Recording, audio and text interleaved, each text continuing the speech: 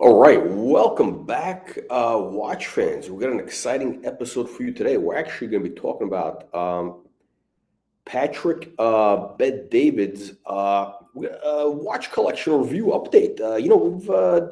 I think we did a video a while back on this koskesh watch collection. This guy, I watch this guy's show every once in a while. He actually used to have really good business videos. Like he actually did some good, interesting content some years back, and then he's doing more of like, I guess, a talk show now or something. I don't know. He gets some good guests, right? I'm watching the other day, and I've been seeing some of the what do you call it? The collection, the Patrick Bet-David collection has actually improved. We've seen an improvement. I think he started off. With a day date. That's right. And the worst day date of all, which is the 40 millimeter yellow gold champagne dial. That's right. This Buchiachistan had a 40 millimeter yellow gold champagne dial, and next thing you know, he's been slowly improving the collection. Like I think he had a Yachtmaster. That's right, he had a Yachtmaster just like the Colonel, but in stainless steel with a blue dial, which is, I think, a beautiful watch. And I think with the stainless steel version, the old steel version, you're not going to have the gold fall off the back of the clasp, which is a positive, right? So, but what's interesting is this koskesh, all of a sudden, he's been getting some nice watches. We saw a Patek, which is the 57, no, what is it, the 5740? Which is, I think the 5740, the rose gold, the full bracelet, which, I don't know, with the chocolate dial, which I guess they only have one version. Yeah, not a huge fan of the watch, but all of a sudden he started stepping up the game. And I think he had actually, he may have, no, I'm sorry, not the 5740, no, a 5712. Excuse me. We're talking about the 5712 in the rose gold. That's just the day date moon phase. And I think he also has the perpetual calendar. If I'm not mistaken, I may have seen a perpetual calendar, but this is impressive. I'm looking at this video the other day, and he's got, it looks like a 5712 Tiffany dial. Take a look at this watch. Let's see if we can get a close-up. Take a look at that. See if we can get a close-up. That looks to me like a Tiffany dial, unless it's a Fugazi, unless it's a super clone. I don't know. Does this guy have a super clone? Very hard to tell. There's no way to tell. By the way, there's a lot of guys in the Taliban. No joke. There's a lot of guys apparently in Afghanistan. This is like a very popular watch. Like in Afghanistan, they make these clones from China, and they sell them in Afghanistan. Apparently, like a lot of Taliban guys have this watch. Obviously, the clone version, which I don't know. But here we are. We got the Patek. It looks to me like the 5712. Let's see if we can play this. If we can move this here, but because this is like, hang on. You guys ready for this one? This is Tom's top story. Ray J makes shocking claim he's helping feds build a case against Kim Kardashian and Kris Jenner. I don't know if Tom's interested in it. But we have to talk about that. And Tom watched all the videos of research to find out what every one of them. Yeah. By the way, we know who did. We know who here did. I'm not gonna mention his name, but we got watching a lot of Kim Kardashian videos. Saying, you can't tell me 100% of men haven't seen the Kim Kardashian. I haven't. I respect it. He's got a good game. National security. But okay, so butt lifts in Miami. Breast implants. Yep. In Beverly Hills. Ready for you, Pat. Plastic surgery by region. They're looking at what part of the country focuses on butt implants, breast, and then rhinoplasty. You got to give shout out to rhinoplasty folks. You got to watch your language when you, because some of the best rhinoplasty folks. We're gonna do our research on that. Yeah, and then Peter Thiel. Everyone's wondering why does this guy keep talking. Okay, so real or Fugazi?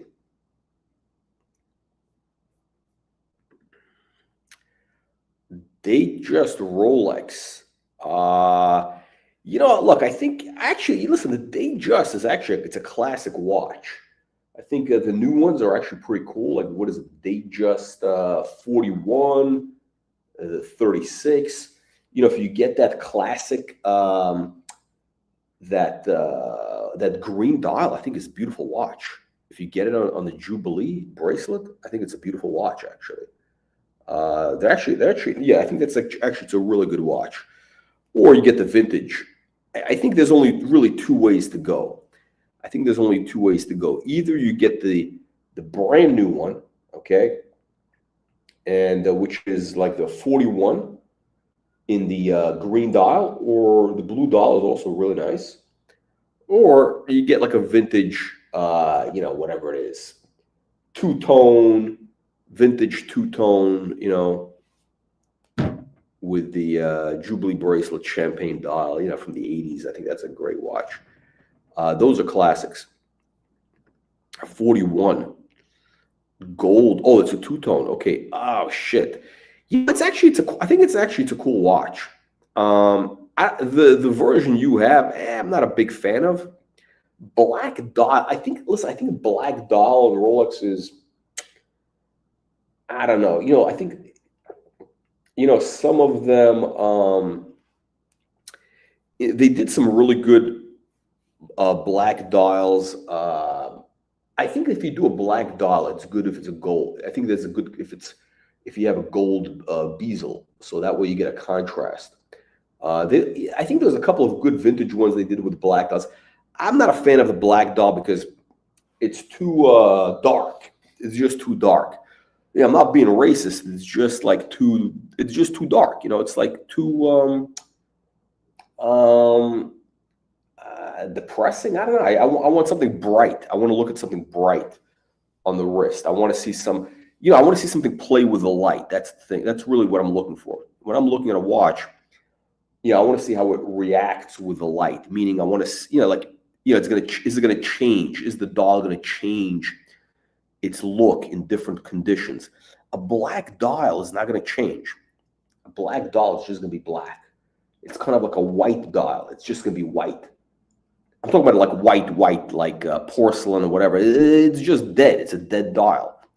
But the green and the blues that they have, you know, they have that sunburst. You want that sunburst dial. You want a little bit of that sunburst action, because that is really what you know, it gives you a new watch every time. Anyway, so what's interesting is I think Patrick Bet-David, he a while back he had Roman Scharf on, and hang on a second. Okay, so they're talking about watches.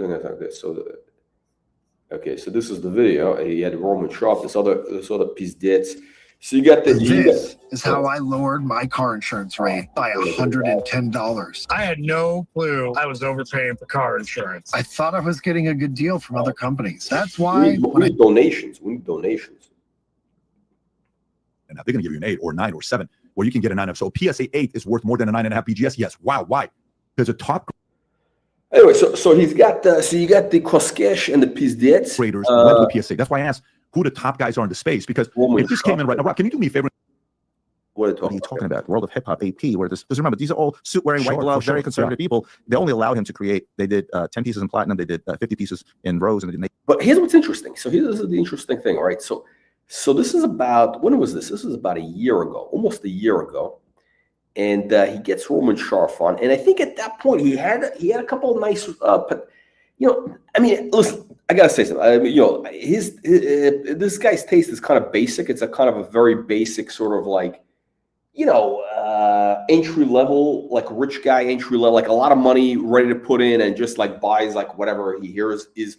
I think this guy's buying with his ears, because I think the watches he was talking about, like he wanted to buy from Roman Scharf, were like, you know, kind of what is the word I'm looking for?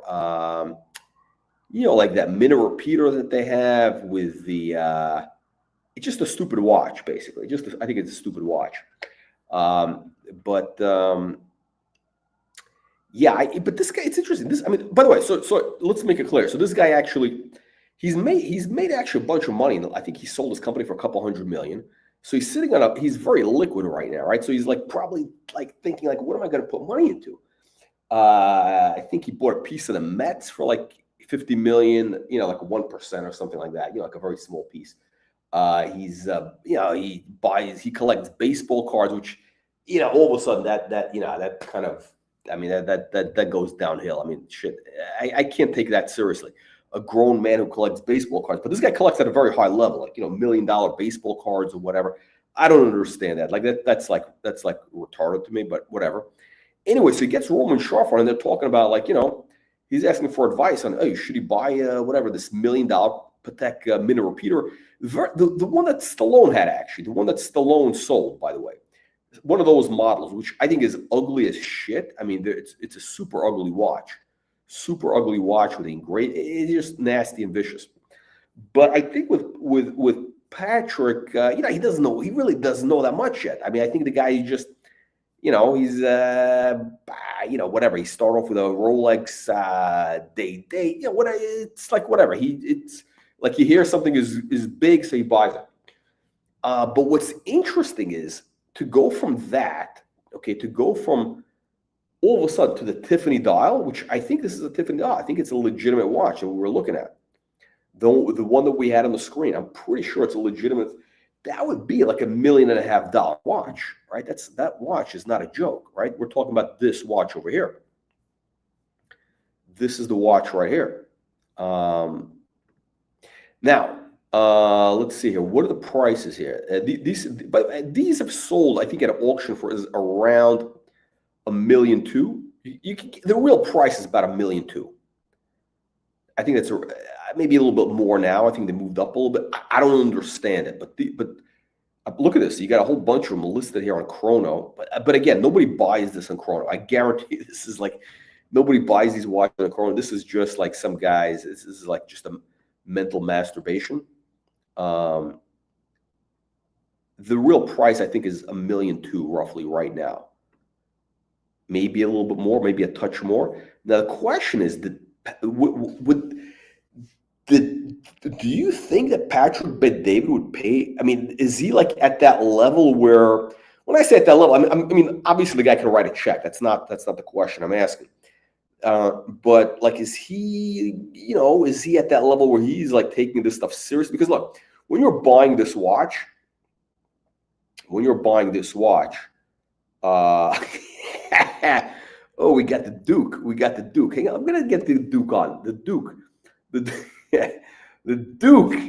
Duke coming in hot, saying it's a Fugazi. Duke, this guy needs to hop on. Duke, you got to hop on.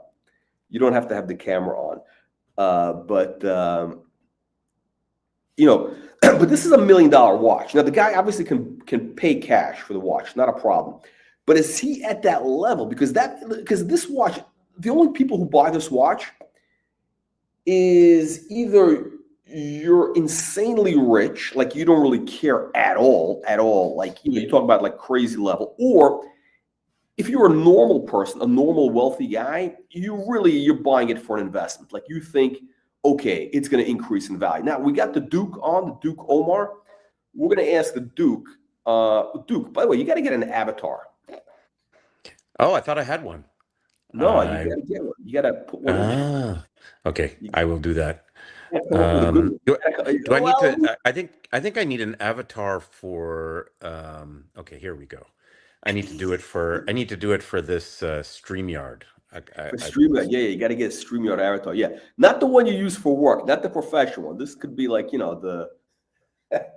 Yeah. I'll make something. I'll look up something funny. Yeah, this is put up you know, like, you know, Ron Jeremy or something, you know. I don't think you know who that is. But guy like you're a classy guy, you wouldn't know. But now, Duke, what do you think? Now, did you see? I don't know what time you tuned in, but did you see the video of the Patrick Bet-David, the one I had earlier when we were showing the watch? I saw. I think I caught the tag end of it. Oh, okay. So I had it up on the screen.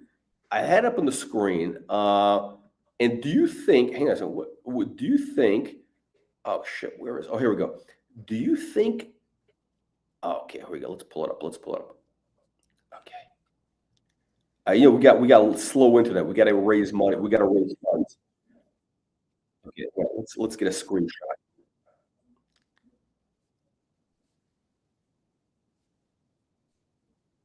Okay, we can't. It's very hard to get a shot of the watch. Okay, here we go. Okay, here we go.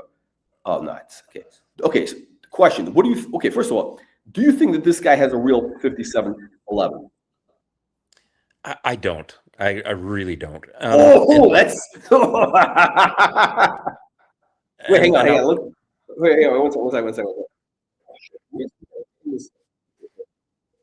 Okay. Okay, hang on. Okay, you don't think it's legit?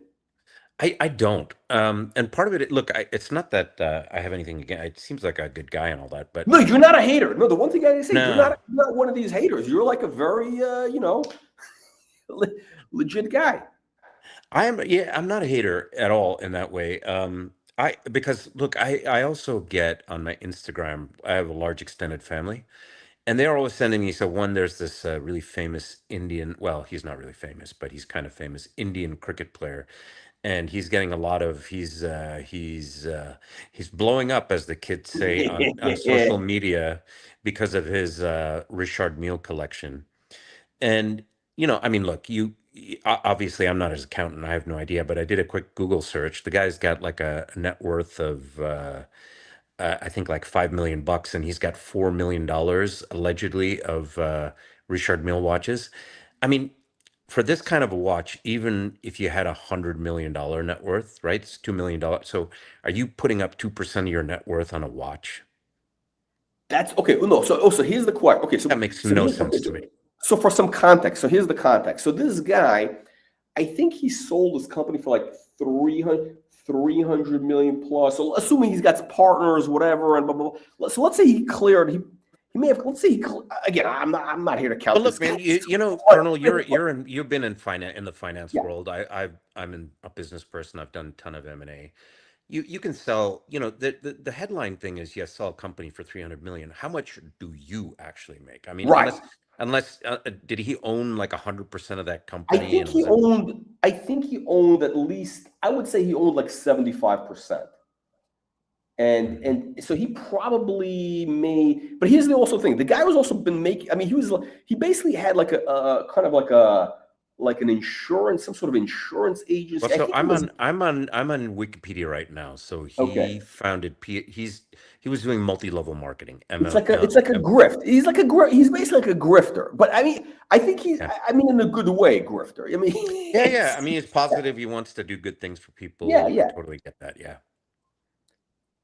So I think he cleared at least a couple $100 million at least. I'm actually pretty sure. Like let's say. So then he can afford it. Then he can I mean, he can totally afford it. It's just, to me, I look at it as because I'm going through a similar thing where they're sending me this cricket player. It's like, how is this guy with a $5 million net worth with $4 million of watches? It's not possible. By the way, do you know this watch is like the most popular watch in Afghanistan? You know that? It's Yeah. I've seen it. Clones, the Taliban guys. All the Taliban guys have this. Yep. Let me see if I can Yeah, I mean, you've seen this guy he was famous for a bit. He still is that Instagram account, fake watch buster. I mean, the guy was like busting so many rap stars and people in the culture for Fugazi watches. So look, could he afford it? I don't know. I mean, I'm looking at his Wikipedia. Here we go. We got, look at this. Here, this is. Wait, is it on the screen? Yeah, this is every guy in the Taliban has one. This is like a Taliban like entry of a watch. I mean, it's actually no. They get also the other one. They do like a version, I think, with the date. Oh, look at this with the date. I mean, like whatever you want.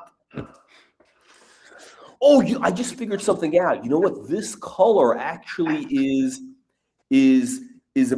I think they make a stone. There's a stone that it's from Afghanistan. This color. Yeah. It's Yeah. Well, there's. Well, from Afghanistan, it's lapis lazuli. That's why they like it. That's why they like it. It reminds them of this, probably. Yeah. I mean, well, this is they probably have turquoise as well, but lapis lazuli is big there. Yeah, along yeah. with along with heroin, of course. Yeah, I love this guy. So there we go. This is like, there we go. I mean, and this watch. So by the way, here's what's interesting though, right? So these guys, right? You know, you have all these people say, "Oh, I got to wear a Rolex Submariner because it could take a beating." Look at these. These guys are actually out in the field. These guys are out in the field, and they're wearing Patek. They're wearing Patek 5711. Exactly. I mean, all from China. yeah, I mean it's unbelievable. Okay, but for context, just a little context, I would say though this. So there's a couple things, right? So I actually think. And by the way, so the next question is, okay, does the watch have upside? That's the interesting question. So there's a little bit of context because I think it takes a certain mentality, right? Because I think, you know, a collector mentality. Because this guy definitely is a collector. You know, he collects baseball cards. Did you tune into that? Did you hear the part that he collects baseball cards? I have heard it before. Yeah. Yeah. So he collects like at a very serious level, like $1 million or $2 million cards, like, you know, I don't know, whatever, like cards, sports cards, comic books, you know, goofy stuff. And so for guys who are willing to spend, listen, I put it this way, any guy who's willing to spend $1 million on a baseball card will definitely buy a watch for $1 million, right? No, it's the same thing basically.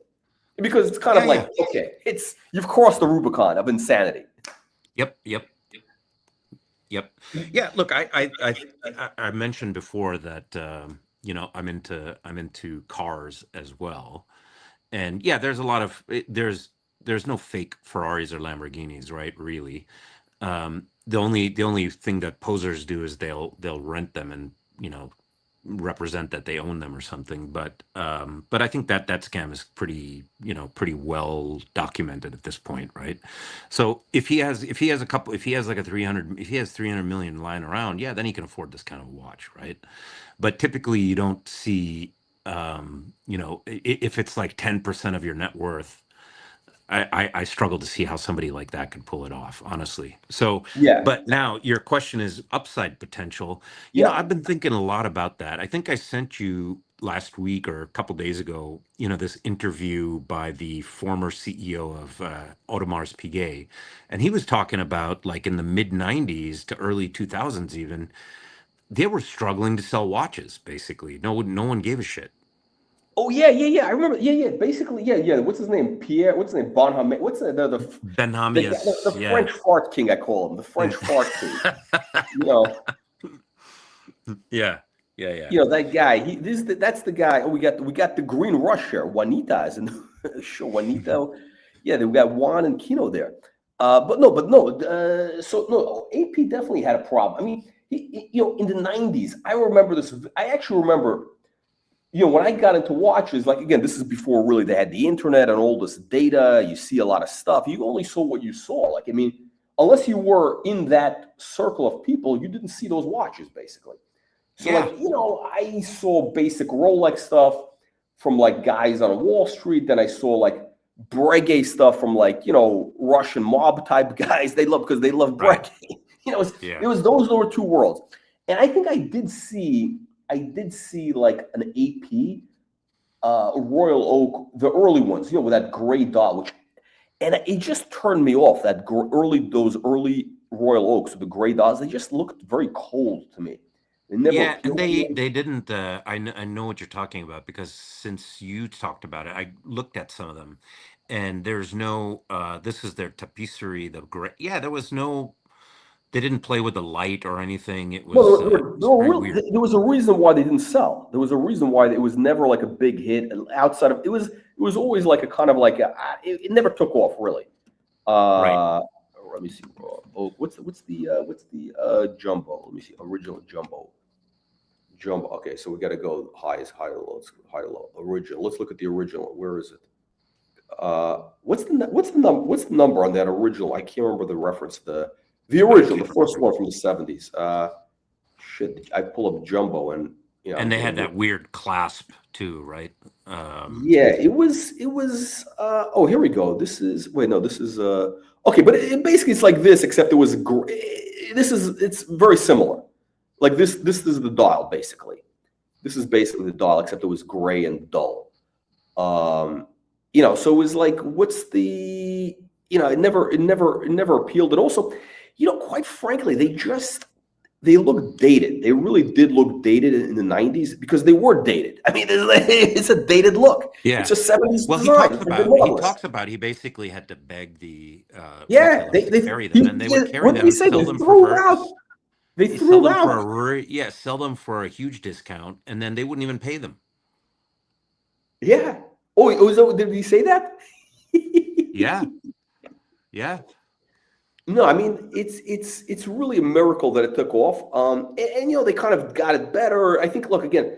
We talked about this before. Like once they started doing the brighter. Again, this is my theory. I don't know if it's true or not true, but I think there were two seminal events. One is the offshore, which made it like a hip hop thing, and like Jay-Z started wearing it, and that became like a whole rap thing. But then that was, I think, in the late 90s. Yeah. But then, when they started doing the brighter dials, like in the early 2000s, I think it made a big difference. The brighter dials. Yeah. He talks about that. He talks about Arnold Schwarzenegger and he was even saying in that interview that they were thinking of canceling one of the Royal Oaks because the offshore was so popular, was basically the bulk of their business. Oh, wow. Yeah. I mean, it's a really interesting. Can you imagine that? Can you imagine that the offshore, which I think it's a piece of shit, but that was their bestseller. I mean, that's crazy. That tells you people have no taste, basically, and the company's like hanging by a thread almost. I mean, think about it. Yeah. I mean, by the way, there's now a bunch of rumors that there's a big rift that the CEO of Audemars Piguet, who's really just been in seat for like a little over a year or something like that, is on the rocks, and there's boardroom intrigue, and Bernard Arnault, the LVMH guy, might swoop in and take 10-20% of the company, something like that. Really? So, where did you hear this? I hear Duke Omar is available for a position in the watch industry. Yeah, and so there's a lot of intrigue in Audemars Piguet, right? It's tough being a privately held company in this kind of a market, and LVMH desperately wants to get in the watch game, and they're nowhere really. But look at this doll, by the way. This is a beautiful doll. This is like the new look. It's such a big difference. I mean, if you obviously when you see it in person, it's a huge difference. It's just like it's a magical dial. The way what they started doing, and it's like but still it is dated to a degree. Like I get it. Are you? I don't. If you're putting it on the screen, I can't see it. Oh, it's not on the screen. Wait, hang on a second. No, because you just On the have screen. the Tiffany dial on the screen. Oh no, not the Tiffany. I got the AP on the screen. Okay, wait. What are you looking at? I'm looking at the AP, or sorry, not the AP, the Nautilus that's what I'm seeing. Wait, that's showing up on, what are you watching? Wait 1 second. Am I on, maybe I'm on the YouTube thing still. Oh, yeah, okay, now I'm seeing it. Yeah, I was on the wrong, okay, yeah, now I'm seeing it. Yeah, that's beautiful. The salmon dial, beautiful. Yeah. No, but this is basically you have this except in white. That's right. It's the same That's thing. right. It just seems now. I think you were asking the question: is there upside potential? That's a tough one. Hold Hold the thought about the upside out, because I want to talk about that. But you started talking about the AP CEO, whatever her name is, the Italian lady, Ilaria Resta. Yeah. Oh yeah, well look at this. Well, you're like already an insider in the market. You're like, I think they've been calling you. I think the recruiters have been out to you. I mean, I wish.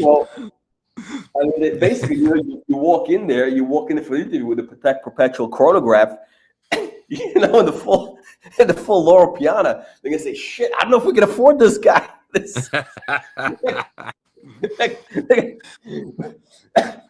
What do you think? Is she doing something wrong? I mean, I have no idea. Do you think they're doing wrong things? She's been there for a year. I don't see how she could have done anything wrong.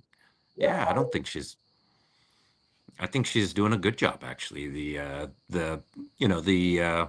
Now Benamias was talking about how he launched the code So that's on him, Yeah. not on her, right? Yeah. So, but I think the releases and these products have been in the pipeline. The ones Right. that she's releasing, they've been in the pipeline for years, probably like 3 to 5 years at least. Yeah, so we have no idea what she's really doing yet, right? Do we? I don't know. I have No. I mean, like, are the 38 millimeter of those new watches, is that hers? Or I bet that's probably her. I bet that's one. That's Yeah, I mean, look, it's under her regime, so she's going Yeah. to take credit for it, right? But all I'm saying is those have been in the pipeline for some time, per date. I don't think. And I think she had a role prior to being CEO. So yeah. Okay, because I don't think that Ben Hamia's guy would do a 38 millimeter. He's just not. I think he's not that type of guy. I think he just he had that fetish for big watches from day one, basically. Yeah. Well, I think it was at that time too that Hublot was really blowing up, and these what is it, the what's that Italian brand, Panerai, right? They were huge. Yeah, that Ben Hamia's guy, he seems more like a Panerai guy to me. I mean, he's like he looks to me like a Panerai guy. I really have no idea what he's doing at AP. Like, what was but apparently it worked out. I mean, listen, I could say whatever, whatever. But at the end of the day, they succeeded, right? They were making money. That's what matters, right? Like, Well, that interview is a good one because one of the things he talks about is that basically, people are asking about the Apple Watch and all this kind of stuff. And he said what nobody counted on is that there was basically a new generation of buyers, younger buyers that supposedly didn't care about watches, wanted smartwatches, and they entered the market en masse. And then, of course, COVID buying and all of that kind of stuff too, which we all know about. But I think he's like, that there was a huge influx of new buyers. Yeah. No. Okay. So back to the 5711. So I think for context also, when he had Roman Sharf, when Patrick Bet-David had Roman Sharf on it, I was blown away that he was like, because again, this guy started like he went from like really basic, like a typical guy buying like a day date, I think that was like his first real watch. He bought like the day date champagne, the yellow gold. It's like, the most basic bitch watch. The Tony Soprano watch, basically. No, but the 40 millimeter, which is like, it's the most basic bitch, like, watch you get, like, you're a sales manager at like BMW or something. You know what I mean? Like, you had a successful year, you get a bonus. That's the watch you get, right? And then he had Roman Sharf, and he was saying, hey, I want to put, this is what he said, I think if I remember, he said, like, I want to allocate 10 million into watches. And and I'm thinking of that minute repeat, that Sylvester Stallone watch, that minute repeater, or what, that crazy watch that they had, which but he was actually the Grandmaster chime. He was actually talking about it as wearing that, like he would actually wear that watch. I think he actually meant to wear it, like which is like, I mean, I don't know. Would you wear that watch? No. Do you find it attractive? Do you find that watch attractive? I don't. I really don't, actually. I mean, it looks like a piece of shit, basically. Like a giant, like, a giant hockey puck with like weird engravings. It's just bizarre. But no, I'm with you. The only one, like one of those weird, like super complication watches that I've seen lately that I kind of like is the Vacheron one, which is supposedly the most the most complicated wristwatch ever made, or one of them made. That one doesn't look bad, but again, I don't know what it's like. You've got a bunch of complications on the underside of the watch. I don't get that. It's a lot going on. Hang on, let me see, which is the watch? Let me see, Vacheron. Let me look. Okay, Vacheron. I don't even know the reference. What's the reference? Look, okay, so I'm just doing high to low, like wow. This is on Chrono, just high to low on Vacheron. I don't think it's on. Let me just see. I'd be surprised that's on Chrono 24. But could be. Complicated wristwatch, Vacheron. It's called the Solaria, Vacheron Oh, Solaria. Okay. Oh, hang on a second. Oh, here we go. Oh, you know, it's so weird. Vacheron, wait, hang on a second.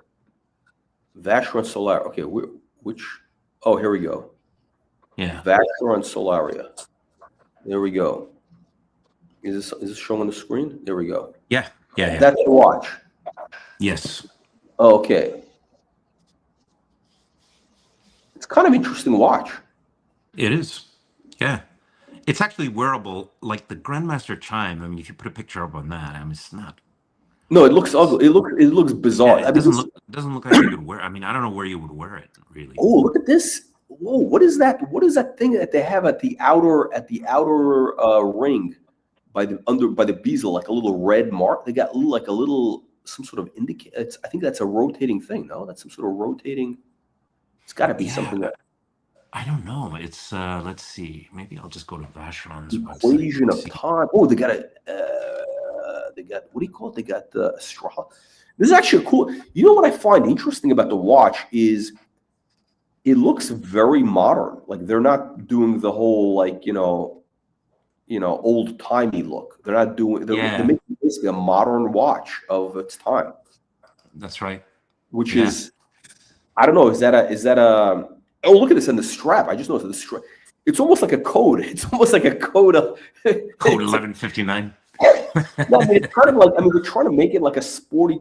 I mean, like that's, actually, it kind of works. Like, it's a type of watch you would wear if you're driving like a $2 million Porsche. You know what I mean? Like a Porsche guy would wear this watch, like the black. It's a Porsche type of guy who would wear this. Yeah, it's not. Whereas the Grandmaster Chime is like a lot of hand engraving and it's big on the side. It's over. It's like too overproduced. It's fussy. Yeah. It's like somebody's grandfather. It's got that I don't know. It's hang on a second. Look at this watch. Most complicated watch. It's a pretty. I mean, it's. I don't know. What do you think? They could have gone one of two ways. They could have made it more of like a traditional, more of like that, old timey look, or this is like a very modern, this is a watch of its time, like 2025. Yeah. Is that good or bad? Are you a fan of this, or would you have preferred more of like a gold with, I'm well, compared to the Grandmaster Chime, let's say these are equivalent watches in that they're, the most complicated wristwatches either house makes. I would, of the two, this is the one I would wear. Yeah, that makes sense. I mean, okay. Let me see. Let me pull up Grandmaster Chime. Yeah, no. How big is this watch, by the way? I'm sorry? How big is the watch? Oh, good question. I think it is 40 millimeter, but I could be wrong. Oh, here we go. Here's the Master Chime. This looks like a piece of shit. Oh, here we go. Hang on a second. It's not up there. Here we go. No, wait. Where's the screen? Okay, is that up on the screen?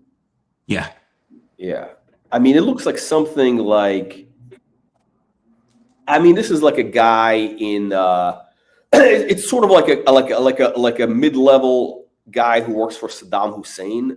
Got this. You know what I mean? Like some like mid-level guy basically got this as like a gift for 25 years of loyalty. You know what I mean? It's got that look. They threw. I don't know who comes up with these designs, because forget about the complication, the mechanics of it. The design is just so ugly. It's like, it's horrible. The craftsmanship, I'm sure, is very good. It's just so fucking ugly. Wait, is this the one or no? They're all ugly basically. They got whichever one you look at. Like even this one is still kind of like, it just does. With the. Yeah, it flips over. It's like it's a hot mess. Okay, but back to the topic at hand. Okay, so let's say you're Patrick Bet-David, right? So this guy's putting money. Would you okay, so what's your take on the 50s? Let's talk about the Nautilus here.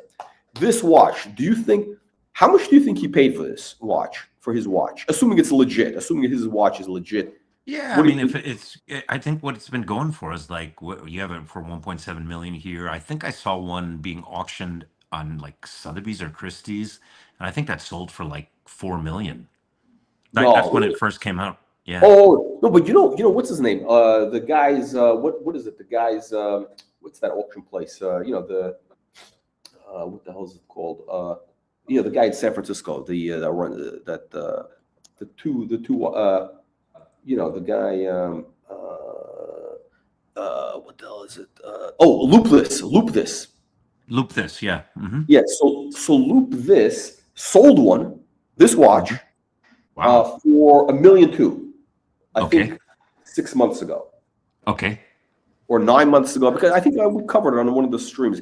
They sold it for about, which is probably the most expensive watch they ever sold. But here's the thing. Again, I find those guys very annoying, whatever. But their prices are actually very, they have a real market. Those guys. Yeah. Okay. So I'm pulling it up on Loop this. You're right. It's $1.213 million. Oh, look at that! I remember this. Look at the price. Yeah. Loop this. Hang on a second. Loop this.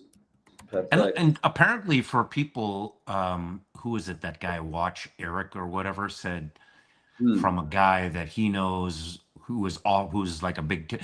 Basically, you have to have 5 million in spend with Tiffany, 5 million lifetime spend with Tiffany. Okay. And then they'll offer you the watch. Then you have to spend $2.5 million to get that at retail. Whoa. At Tiffany? Yeah. Wait, hold on. So, wait, you're saying Tiffany wants you to pay them $2.5 million? This is according to Watch Eric. So in order to even be considered to be on the list to be considered, you have to have 5 million in spend with Tiffany. Okay, that's fine. Okay. That's that makes one. sense. And then once they offer it to you, you have to spend $2.5 million. Oh, on other stuff. Yeah, that's right. Oh, okay. On stuff. Not it's the watch. They're gonna sell you the watch at retail, which is I think like $100,000 or something, right? Like something like that. Yeah, whatever. Yeah, like whatever it is. Okay, they'll sell you the watch at $100,000, but at the same time they want you to buy immediately $2.5 million worth of whatever garbage that they're selling, which is ridiculous. Like you're basically gonna lose on the $2.5 million. You're gonna lose $2 million probably. Yeah. I mean, Tiffany jewelry has no real retail value. I mean, it's like maybe you'll be lucky to get 50 cents on the dollar. I mean, 50 cents on the dollar. If that. I mean, like diamonds supposedly are a store of value, but that's not true at all. Yeah, I mean, like just the others. I mean, maybe even less. I don't even it's just ridiculous. I mean, who owns? What's his name owns it? Oh, that's right. It's LVMH. LVMH, yeah, and it's actually brilliant because they're able to get really big margins on stuff. I mean, still they really have a very strong. I don't understand it. Have you ever Tiffany up until so Apple has the best revenue per square foot in retail.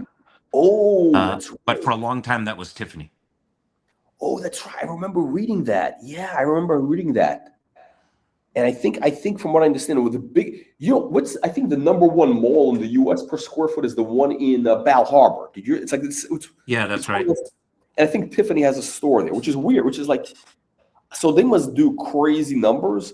I never really understood that Tiffany, their stuff seems very basic almost. I don't know, it's very, very overpriced for what it is. It's kind of, I don't know. I don't understand it, but they have, okay, bottom line, what do you think of the watch? Let's say it's $1.2 million. Let's say you can get this for $1.5 million today or $1.3 million, whatever. Would you buy this watch? Do you think it has upside? No, I don't. Why? I don't see this watch. I don't see this watch. So let's fast forward like 20 years from now. Is it going to sell for 4 million, 5 million, 7 million? No, I think the value. You're basically saying that the value has been pulled forward. Like there's no. Yeah, that's the right. Juice has been squeezed. All the juice has been squeezed out. Yeah, yeah. Like at best, maybe it'll be 2 million in 10 years, but you're basically, the time value of that money is you're down $1 million. That's right. That's right. Yeah, that's what I believe, at least. And part of it is, again, because I've learned a lot. Credit to you, a lot from this channel. If you look at what watches have really increased in value in a durable way, it's all complications. What is the complication here? It's just got a blue dial. Big deal. Yeah, these double stamped Pateks, they sell for a premium in the aftermarket. Crazy premium, and it's not even it's like double or even triple or more. Yeah, which is like for what? Yeah. I mean, so they do sell for a premium, but it feels like the premium has been built into this watch. Yeah, my take on it is like I think it's kind of like a gimmick. So the problem with it is, okay, the color, you're getting into you're basically making a bet on fashion, right? Like, will this color still be relevant in 10 years? In 20 years? I don't think it will be. I mean, I'm sure it'll be whatever. It's like, it goes in and out, but it's not, it's like, it's a very of the moment, like, okay, I get it. Okay, it's a Tiffany color, blah, blah, blah. But after that, that's the whole punchline. It's one punchline. That's the whole line. It's okay. Yeah, but look, let's say so if they made 100, how many of these did they make? 100? I don't know. Let's say they make 100, and they're never gonna make another one again. Right. I struggle to see how somebody. They're not going to disappear. Anybody who's paying $1 million, they're going to, they're in a safe. They're going to keep them around. They're available, always for sale at the right price. It's not like so I think it's just it's like a one-trick pony. Like the design, there's nothing special about it. It's kind of like. It's like that artist Banksy. That Banksy guy? Banksy. Yeah. Like, I find his stuff to be like everybody, whatever. It's basically street art. It's a joke. But it's a one-trick pony. It's like, okay, here's the punchline. Okay, that's it. It's over. Like, you can't look at that piece on your wall for 10 years. I mean, it's like you get the joke once. That's it. I mean, what are you going to get the same joke every day? Like, it's not. There's no like artistic merit in terms of quality, design, like whatever. It's just it's a punchline. Which, okay, I get it's not like and this is an area where you have a lot more expertise than I do, but it's not like he invented street art or he was like a pioneer in it, right? With Picasso and Cubism or something. No, he's not. His only thing is that he makes these clever like political things, which people, I think, only in the English speaking world maybe they get. Well, maybe it's at some point people whatever. But it's like okay, I get the joke. Next, okay, like after a while it just looks. And here's the thing, I think actually it looks cheap and dirty, like when it's hanging on your wall, because it was really from the street, right? It's really taken from like a lamp post or something, exposed to the elements or whatever. It looks, it's as the kids say, it belongs to the streets. She belongs to the streets. You know what I mean? You know what that means? Yeah. Oh yeah. So I think Mr. Brainwash, actually Mr. Brainwash is a copy, whatever. But at least that guy's colorful, whatever. It's got it's flat. So I think this watch. Well, you have a bunch of these, right? You have Mr. Brainwash, you have Alec Monopoly, you have all these But okay, but these two guys, it's interesting. So you bring up these two guys. So these two guys are super commercial guys. Like they actually don't even make their own stuff. They actually have an assembly line of guys making these things, right? They have literally an assembly line of like Chinese guys. Like, I mean, literally, I'm not making a joke. Like literally Chinese guys standing around making these, and they come up and they maybe make like a small, edition, and then they sign their name. That's it, basically. They do quality control. That's it. Yeah, so they're basically like what Ed. Remember this guy Ed Hardy who was blowing up in clothing? So Kind of like that, yeah. Yeah, they're like Ed Hardy for art. It's the same thing because it's very colorful. What people like about it is it's very colorful. The images are very simple. It's very childlike. It's very infantile, right? It's like it appeals to. By the way, I like it. I think it looks cool. Like the Alec Monopoly. I see. I like Alec Monopoly too. Yeah, same. Yeah. Would I buy it? No. I'll tell you why I wouldn't buy it. Well, if I knew it. I mean, look, if you were offered it for $500, would you buy it? Sure. But if you're going to pay 300,000, no. No. I think I don't even know what his price. I think his price of like his retail price are crazy. I think even at auction, I think he gets like 10, 20 grand more. No, hang on. So what is this stuff going for? I'm just pulling up images here. But the problem here, I think the real problem with the Alec Monopoly and the Mr. Brainwash is because they don't do. It's not original. Nobody's going to know which painting is actually authentic or not. I think it's going to be a real serious problem because they're not making it. I mean, like literally, they're not making the stuff. Like, so you can't, the artist's hand is not in it. Like you can't see the it's this technique. You can tell, like, let's say by the way, Colonel, isn't that applicable to this watch, to this Tiffany watch? Because you said that there's like, we've talked about this too. It's like the Chinese. So first of all, this watch is stainless steel. It's not precious metals, and there's no complications. So you see the Chinese copycats are making extremely good versions of it. So Taliban. Yeah, that's right. The Taliban, it's their favorite watch. No joke, it really is. I mean, it's like this actually might legitimately be like the official watch of the Taliban because it's like the colors is very similar to. Yeah, I think they do have a what do you call it? This turquoise there, don't they? I think they have turquoise. They do. Yeah, but I think the one they're famous for is lapis lazuli. Lapis, yeah. Let's see here. So So I think at some point people, and that's also going to cheapen it. By the way, it's going to be kind of like it can't not cheapen it because there's probably millions of these watches, Chinese-made Tiffany dials floating around at this point. There are, yeah. Maybe not millions, but enough that every Taliban guy has one. Yeah. I mean, it's crazy. Yeah, I'm looking up these because I was seeing on Instagram these different replicas, and I saw some YouTube videos. They're so good, right? For this time and date only, it's very easy for a Chinese factory to copy that. Super easy. Yeah, it's a simple watch. But I think at the end of the day, it's like, okay, it's a one-trick pony. And basically the bet, I think somebody who's buying this, this is, I think, the ultimate hype watch. I think Patrick bet David. Again, this is not, we do hate streams on this channel, but this is not meant to be a hate stream because I have nothing against the guy. I actually respect some of his business opinion, whatever. Like, he's a smart guy. The thing I think though he doesn't I mean I don't want to sound like a snob, but his taste is not that advanced. Like, his taste is kind of very basic, kind of like Beverly Hills Persian guy. You know what I mean? Like, they got the columns. Every house has the columns in the front. With the lions. The lions. The white Mercedes. They all gotta have them.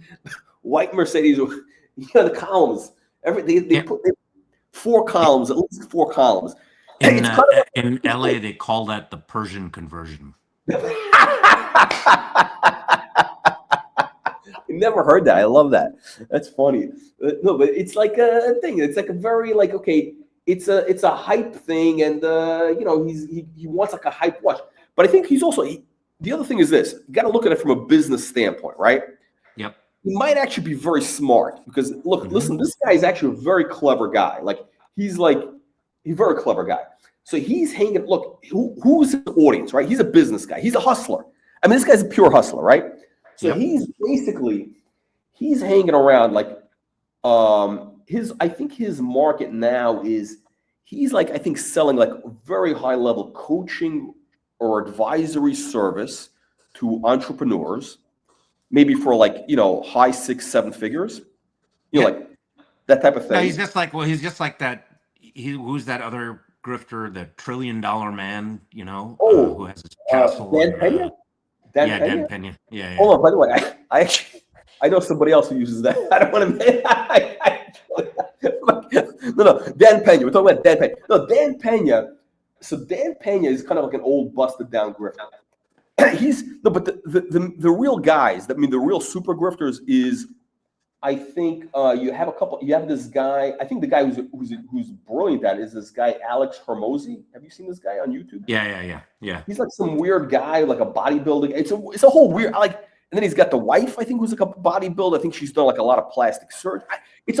Something weird is going on there. Like she looks kind of like a transsexual a little bit. Like and she got like a deep voice now. Something is going on there because like her voice it's bizarre. You know what I mean? Like, it's like she's done like some like weird plastic surgery stuff, and this guy is like the thing that bothers me about this Alex Hormozi guy is, in the videos he wears these shorts, these cut off jean shorts with the cut off. Yeah, the whole thing is just it's very what is it? It's like with the stupid mustaches. Then he does the beard. The whole it's like weird that bothers me. It's kind of it's something about he actually has good stuff he talks about. He's smart. He looks like that other guy, who was an internet personality, the Liver King, right? Who used to The Liver King. What happened to that? I actually never saw. I heard of the guy, never saw his videos, but I heard of him. I saw a picture, and what happened? He disappeared or something? What happened? Well, I think he claimed that he didn't take steroids. Well, which of course he was swimming in them. So I think he had some sort of scandal, and then he kind of went nuts or something like. I didn't follow up myself, but there's a bunch of these. Listen, there's a whole bunch of these grifters on YouTube. They're selling all sorts of whatever, like whatever consulting service, protein powder. But I think the big money is signing up, for business advice. I think that's the big money. It must be there must be real money in that. Because you got what's his name? The guy that here in my garage, Tai Lopez. Well, Tai Lopez is getting sued for fraud. Right. So Tai Lopez has got some problems right now. But Tai Lopez, there's a whole bunch of these guys, right? So here's the thing. So that's his market, right? So Patrick is basically competing with those guys. So his market is kind of like, I think his customer is a guy who's running, like, let's call it a guy who's, scale, like a young guy who probably scaled to like a $10 million a year business, right? Well, wasn't this guy, wasn't like the granddaddy of all of this, Tony Robbins?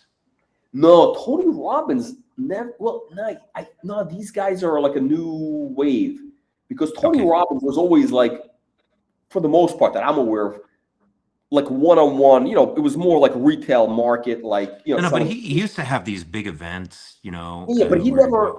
I don't think these guys. Their main thing is the business market, like the entrepreneur. Like their main thing is Tony Robbins does that. His company does that. Probably, I think he does. I just don't know about it. Like it could be huge. No, he's big. He's been big in that. And then now he's spruiking testosterone replacement therapy. Oh, is he really? Oh yeah.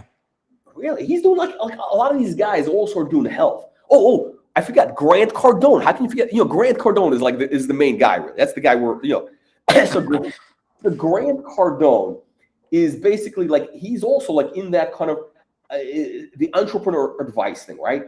And all these guys, if you notice, not all, but so the market that their demographic, I think their prime customer is, let's say, a guy who's like a guy who started a company. Now he's doing maybe 10 million a year, selling, protein powder, whatever, online, whatever it is, and he's like a young guy, like he doesn't really know. He's on Instagram, whatever. and he follows all the hype. You know, he wears all the hype clothes. You know, the Balenciaga T-shirt. You know, the whole like thing, the whole the Supreme hoodie, the whole backpack, the whole thing. So when he shows up to Patrick Bet-David's office and he sees that, he knows that watch.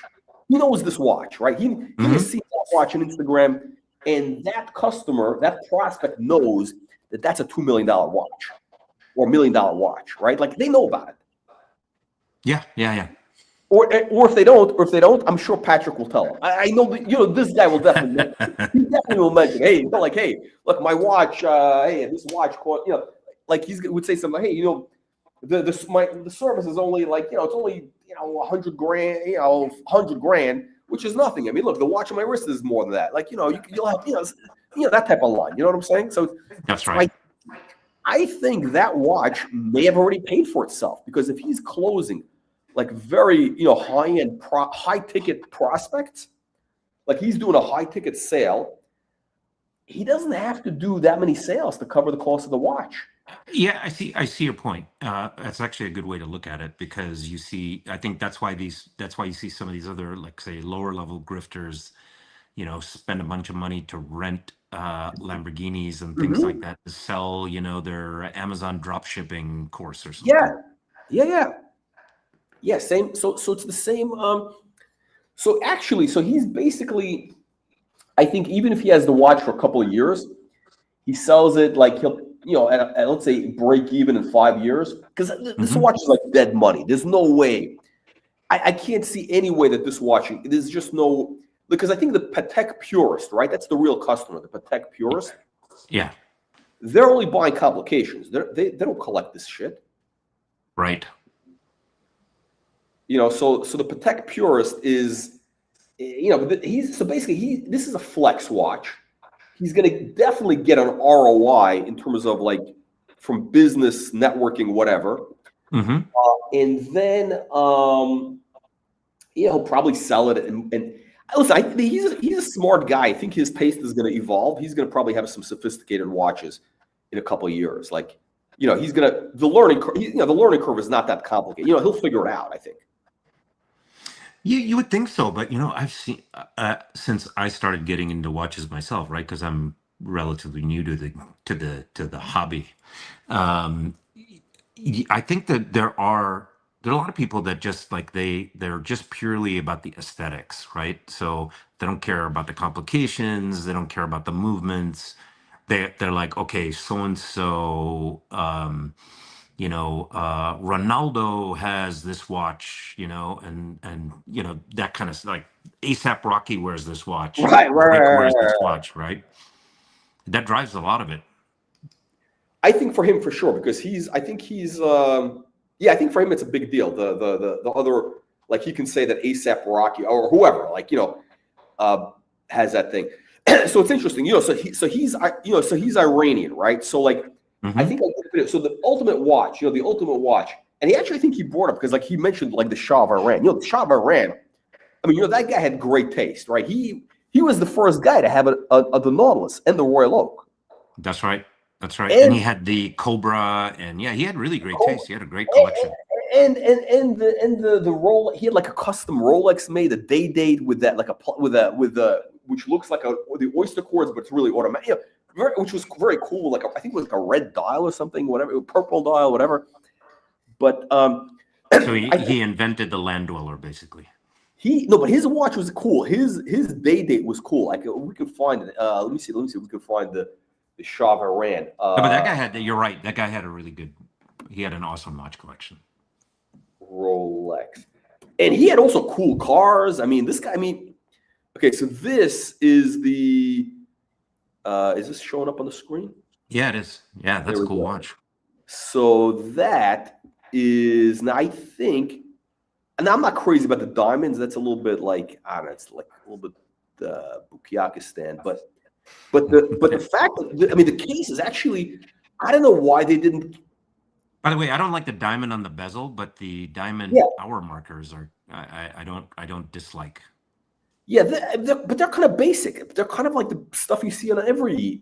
Yeah, that's right. It's not special. It's not like, but the case is a cool case. I mean, I don't know why they didn't. That looks like white gold, actually, right? Not It is. stainless. Yeah, it was white gold. Yeah, it was white gold. No, so here's the thing, because AP, they did the Royal Oak in steel, right? But he's like, get the fuck out of here! I don't want this. I'm not wearing steel. I only want it in gold. So I think his was the only one in gold. Interesting. Yeah, he was like, and he was the guy. He's the guy that ordered the G-Wagon. The G-Wagon only exists thanks to him. Oh, I didn't know that. Yeah, so the guy has good taste, basically. No, I mean, he was so far ahead of his time, right? He ordered the G-Wagon. I mean, the G-Wagon was originally designed to be like a Jeep for the Iranian army in the 70s. Interesting. I think he owned, because Lamborghini had a SUV prior to the Euros called the LM002, which was super cool, and the Saudis got that. What's his name had one? I think who bought one?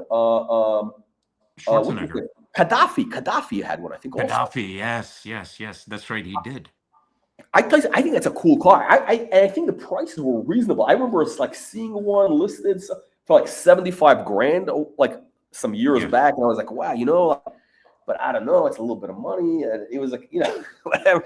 Those are probably, I don't know how much are those selling for today. I mean, those are cool cars. Yeah, they're selling for. Let's see here. I can see on. Because it was on Bring a Trailer just recently. I'm trying to remember how much it's. Yeah, I think it sold for quite a bit of money recently. Okay, so on Classic.com, it's averaging 450,000 now. 450,000. Yeah.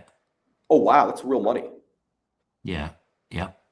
So here we go. I think the one recent sale was 549,000. Wow. No, I remember this car. This car was like in the mid 2000s, like 100 grand. You couldn't give it away. Not even. It was like 75 grand. I'm pretty sure 75 grand. Yeah. Let's see. There's actually one being sold on Bring a Trailer right now. Let me see how much it's, because the auction ends on October 1st. M002. You know what I appreciate about it is the wood trimming is not bad. The seats. Yeah. I mean, it's cool. It's a cool car. No, it's a very cool car. Okay. Right now on so it's being auctioned. There's one being sold on Bring a Trailer right now. The current high bid is $291,000. Okay. Oh, so it's a real it's so I think so Patrick Bet-David, right? I think what he should do, like if he was smart, like he should get basically like one of these watches, one of these Rolex, one of these Shah of Iran Rolexes, because those are available. Mm-hmm. I think that they're floating around. They're going to be pricey. They're probably going to be, I would say, north of 100 grand. He had the Shah of Iran's son on there on a show. Oh yeah, but that guy's not. That guy is not relevant. I mean, he's not really relevant. That guy. No. He's not coming back. He's. Yeah, you did. I think you did a show on the Shah of Iran watch collection. You did a I did a show on the Shah of Iran watch collection. Yeah, it was all. We talked about all the stuff. Yeah, and I think I mentioned that. I think it was like, hey, this is what this guy should get, because I think at that time, this was like about a year ago, and I think this Patrick guy was getting into watches, and I think they said, hey, this guy, if he's, this is the one thing you should get, because there's a couple of Iranian guys who are into watches and cars. So you got this guy, Patrick, and you got that guy, Manny Koshbin. You ever see that guy, Manny Koshbin, the car collector? Yeah. Yep. So he's a Royal Oak guy. He's a Royal Oak guy. Got it. But I saw he was doing a video in his house, and he had like a portrait of the Shah of Iran and his wife. It looked like, I think the Shah of Iran bought, like they were actually buying a lot of Andy Warhol paintings in the 70s, like not really good stuff. Like, yeah. They were big, like he was a very sophisticated guy, and he was buying like a lot of stuff. I'm not sure if he had a portrait made. I think Andy Warhol may have made a portrait of the Shah of Iran, or if there was a print. But Manny Koshbin, in the background, he had a paint. He had a I don't know if it was a print or something, but it looked like an Andy Warhol portrait of the Shah of Iran. I think as a copy or made, because I don't think this guy would he's not, I don't think he's a guy who would buy that type of thing. But this was it was Andy Warhol. He did do that, and I just looked up on Christie's. Okay. That was auctioned in April of 2008, and it got $157,000. Oh, here we go. Shit, he did. Yeah, look at this. There it is. There it is, the portrait. Hang on, but is it a painting or a print? Oh yeah, where is it? What is it saying? So look up Christie's. So Christie's had it. It looks kind of it's black and white. This one, maybe Warhol made multiple ones, but okay, hang on a second. So what I saw in the background was something that looked like one of these. It looked like okay. So which is the one that? Where's Christie's? Okay. Oh, you know what I'll do? I'll just do. Andy. Oh shit! What is going on? Oh, he did. Look at this. Look. ChatGPT tells us Andy Warhol created screen print portraits of the Shah. Oh, okay. 1970. Okay. Okay. Yeah. Here we go. And hang on a second. I didn't know about this. He also created a portrait. Now these were screen prints. So was this done on? Hang on. But was this case because he did stuff on canvas, and then he did stuff which was like multiples. Mm-hmm. So what was it? What did he do? Created okay. So Warhol met the Shah of Iran in 1975. so in the 70s, Warhol was basically out of favor. He was basically busted down, and he was like very commercial, like totally irrelevant. And he was basically whoring himself out. Like anybody who would like write a check, he would like make a portrait of them. I see. So it was during that era. He was like really like, considered like a has-been. I see. And so where's the thing with Christie's? Hang on, Chris. Okay. If you go down, there you go. You'll see a picture. It's on the. Here we go. Okay, 96,000. Okay. Oh, here we go. 157,000. Okay. So oh shit. Okay. Screen print. Oh, this is not. Oh, so here's the problem with this. This thing has no color. No, so this one doesn't have a color, but I don't know if Warhol made multiple ones. Yeah, no, it could be. Oh, so okay. So what is it? Yes, because he did like these one-offs, right? That was the. Yeah. He did some pieces that were one-offs, and there were. So this is okay. So I think, look, if you're buying Warhol, you got to have color. Without color, it's like, it's like garbage, basically. Like you want the color. Yep. Well, on eBay, these colored portraits that are signed by Andy Warhol are selling for $320. So. What did they do? Okay. Oh, so here's one on live. Okay. So here's one on live auctioneers. This has got to be Fugazi. This is for sure Fugazi live auctioneers. Lithograph print. Okay. So basically, that guy. So Manny Kozhbin has something that looks like this. View item details. How big is this? Oh shit! It doesn't tell me.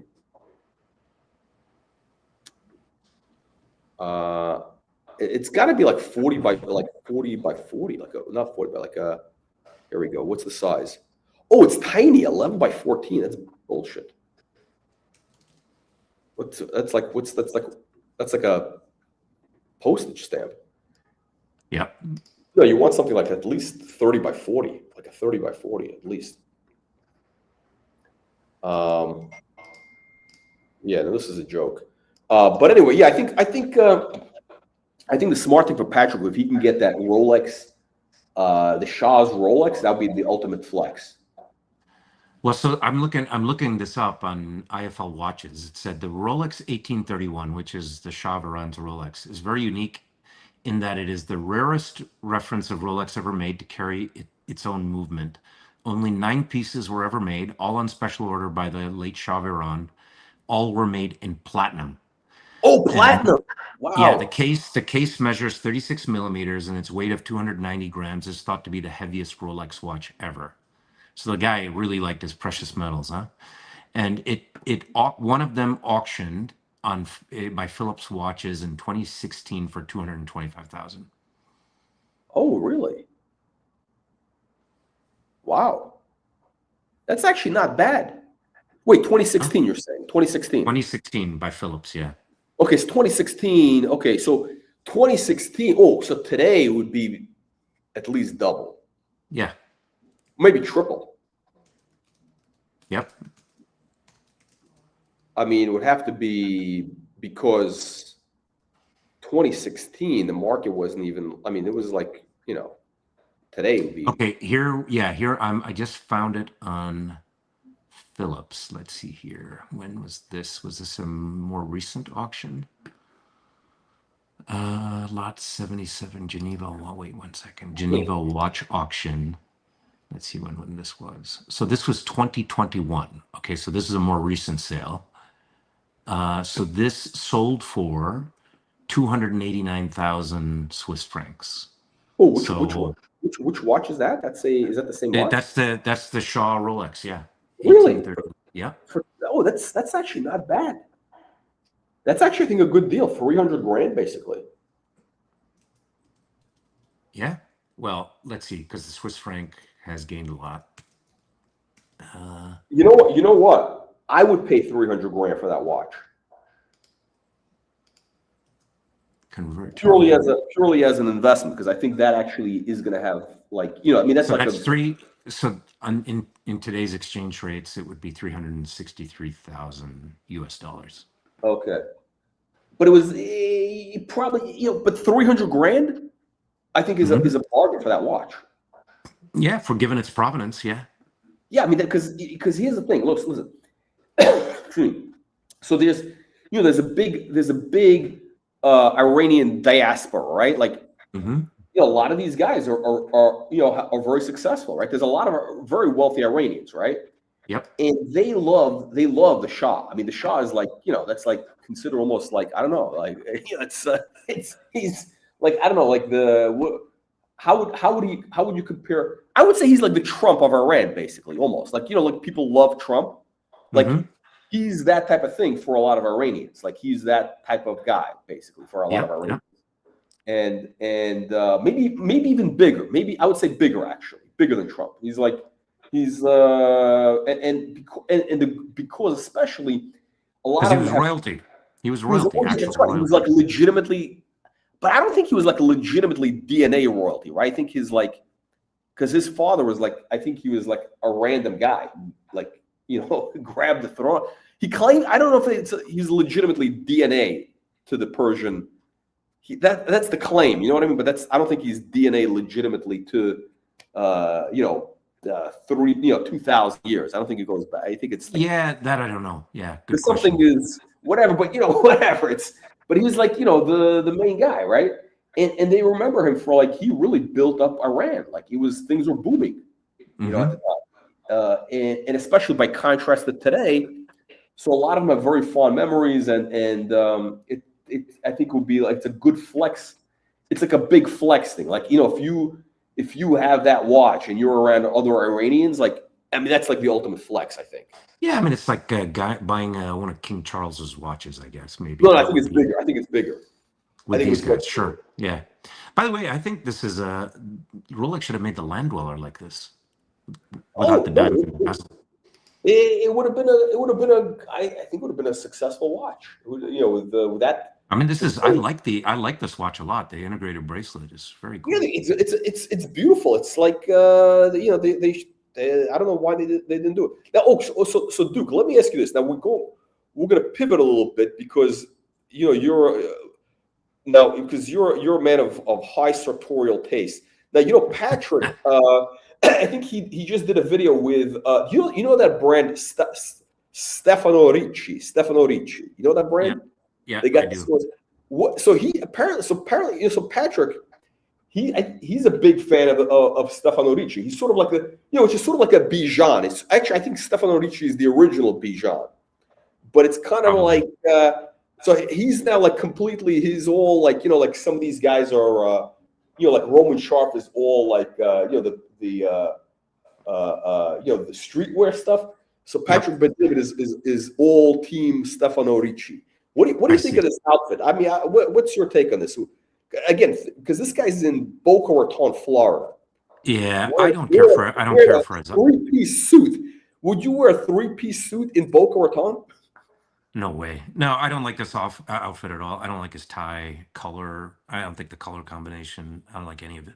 What do you think of Stefano Ricci though? Would you buy their clothes? By the way, I don't think he's using the right kind of collar shape for his face shape either.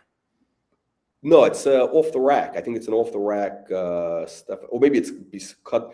But it's a stuff. It's something about. Well, here's the thing that bothers me. Let's be very. This is going to sound like some sort of like a gay one of these shows. Queer eye for the straight guy. Queer eye for the straight guy. So here's what I don't like. I don't like the fact that he's not wearing French cuffs. Like like, oh shit, if you're going to go to the trouble of wearing a three-piece suit. Yeah, wear French cuffs. I agree. Wear French cuffs. Get at least a decent customization. Go to Anto in Beverly Hills on Beverly Anto. He's you're a guy. He's an Armenian guy. Mm-hmm. Go to Jack. Jack. What's his name? Whatever his name is, and get a fucking custom shirt that look like $1 million with whatever. Make it very. So the thing, because the problem, I think. The thing that bothers me about Stefano Ricci, because by the way, their stores are absolutely beautiful. The crocodile, the alligator chairs that they have there, it's all like full alligator. The burl wood, I love like that burl wood that they have in all the. It's amazing. I mean, those stores cost probably millions of dollars just to build out. I would think $5 million plus to build it out. Yeah, I've been to his stores. Really, I mean, they do a great job with the retail presence. I agree. I love the stores. Would I ever buy their clothes? First of all, the prices are fucking insane. I mean, like they're not even like it's like beyond. I mean, the quality is. I mean, let me ask. What would you say like their quality? Like, what do you think of their quality? I've been to the stores. I don't own any of his stuff. I find it too garish, to be honest. Garish. Yeah, it's and I'm looking at the website right now. It's kind of funny. So in Europe, most of his stores are outside of Italy. They're in like Moscow, Kiev, Moscow, St. Petersburg, Istanbul. Chomostan. Yeah, I mean, he's got 2 stores in St. Petersburg, one in Sochi. That's all you got to know. In Sochi, he's got a store in Sochi. That's all. So basically, it's the. So here's the thing. So the look is basically. Now here's the thing. I think the stuff. It's like a gangster. And like he's got a ton in CIS and Baku, Ekaterinburg, Krasnodar, Astana. Yeah. How come I can't open the website? Shop now. Okay. So the look is basically, it's sort of like a real Russian. It's Russian oligarch stuff, right? Like. Oh, he's got one in the Wynn Hotel in Vegas. That's where I've seen it. Yeah. Yeah. So I think he's got one at the Wynn. I think there's got one. I think there's a few stores in the U.S. I've seen the one in the Wynn, and I've seen the one in Beverly Hills. That's in. Yeah, I think no. There's 2 stores in Vegas. There's one at the Wynn, and there's one at the Aria, with the Crystals Mall, whatever they call it, Crystals Mall. I see. I think they call it, and the problem with the stuff is, like, okay, so let's look at this. I mean, let's this is so okay. Basic, like your basic bitch, like like whatever it is, a sweater, right? Like, and they do. It looks kind of. The problem with their stuff is, it's the colors are always like a little bit. Something is with the colors is always a little bit too. Like too something. You know what I mean? Like, you know what I'm saying? Like, it's a little too. Like off, like it's too. It's not quite luxury by any means. Yeah, it's like something about it is garish, but it's very high. It's the quality. You can see it's like a luxurious materials. There's no question the materials are. I've seen his shoes. I think that they have like briefcases and stuff like that. Exotic, the leather goods are great. I think the leather goods are great. Now, I think the problem. Okay, so the problem with the suits, I think the cuts are very like ugly, like very. What's the basic? Like it's a bullshit. Like a very like 1980s vibe. You know what I mean? Like this is a very like yeah. 80s, whatever. But then they use the fabrics very. It's always, you know, he always does the shiny. They're always like shiny fabrics. They got that like or something. they got some sort of sheen to them, and always the color is going to be a little bit like something which it looks again. It's sort of like a John Gotti type of look, or like again, you're like a one of these guys who. But I actually look at this. You look at this shirt. Like I like this like. What do you call this texture? I think the texture is cool. Like this on the sweater or whatever, that texture thing. I think it's it's kind of cool. It's probably like $2,000 they're asking, which is ridiculous. They're expensive. I've been in the store in. They're not worth it. It's like basically a ripoff. It's like listen, Loro Piana is expensive, but you see the value. Yep, it's more expensive than Loro. It's more. It is. It's look at they get these jeans for $1,500. That's crazy. I mean, this is all you gotta know. It's a fucking pair of jeans. Made in China. China. I mean, they're probably made in China, and probably the fabric is very delicate. You know, their fabrics are definitely very delicate, and it's sort of like one of these things where like you're gonna wear it 5 times and it's gonna start looking bad after a while. You know, look at that price range, or even less than that. You can go get bespoke in Italy, and that's awesome. Those guys. Oh no! I think. Listen, if you're gonna spend. Hold on a second. I didn't even see. So $6,000 for a jacket. $6,000 jacket only, and this is off the rack. This is like an off the rack. This is not even gonna fit properly. It's grand. Yeah. I mean, you can get the best. I think the best. Forget about it. I mean, so there's a guy. I think there's like actually a great tailor. There's a guy named Gaetano Alosio. I'm not pronouncing it right. Okay, this guy is like he does amazing work. He's got a shop in Rome, and hang on, I'll show you. So this guy does like really beautiful stuff. And his prices are like they're up there. So this is Gaetano Alosio. All right, like see the jacket. That's awesome. That's awesome. Look at the cut, right? It's like a nice cut. Yep. Look at the lapel. It's precise.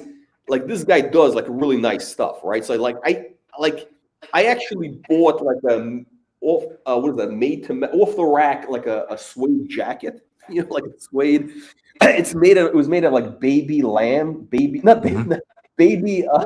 suede, like a baby whatever, like a baby animal suede, like super delicate.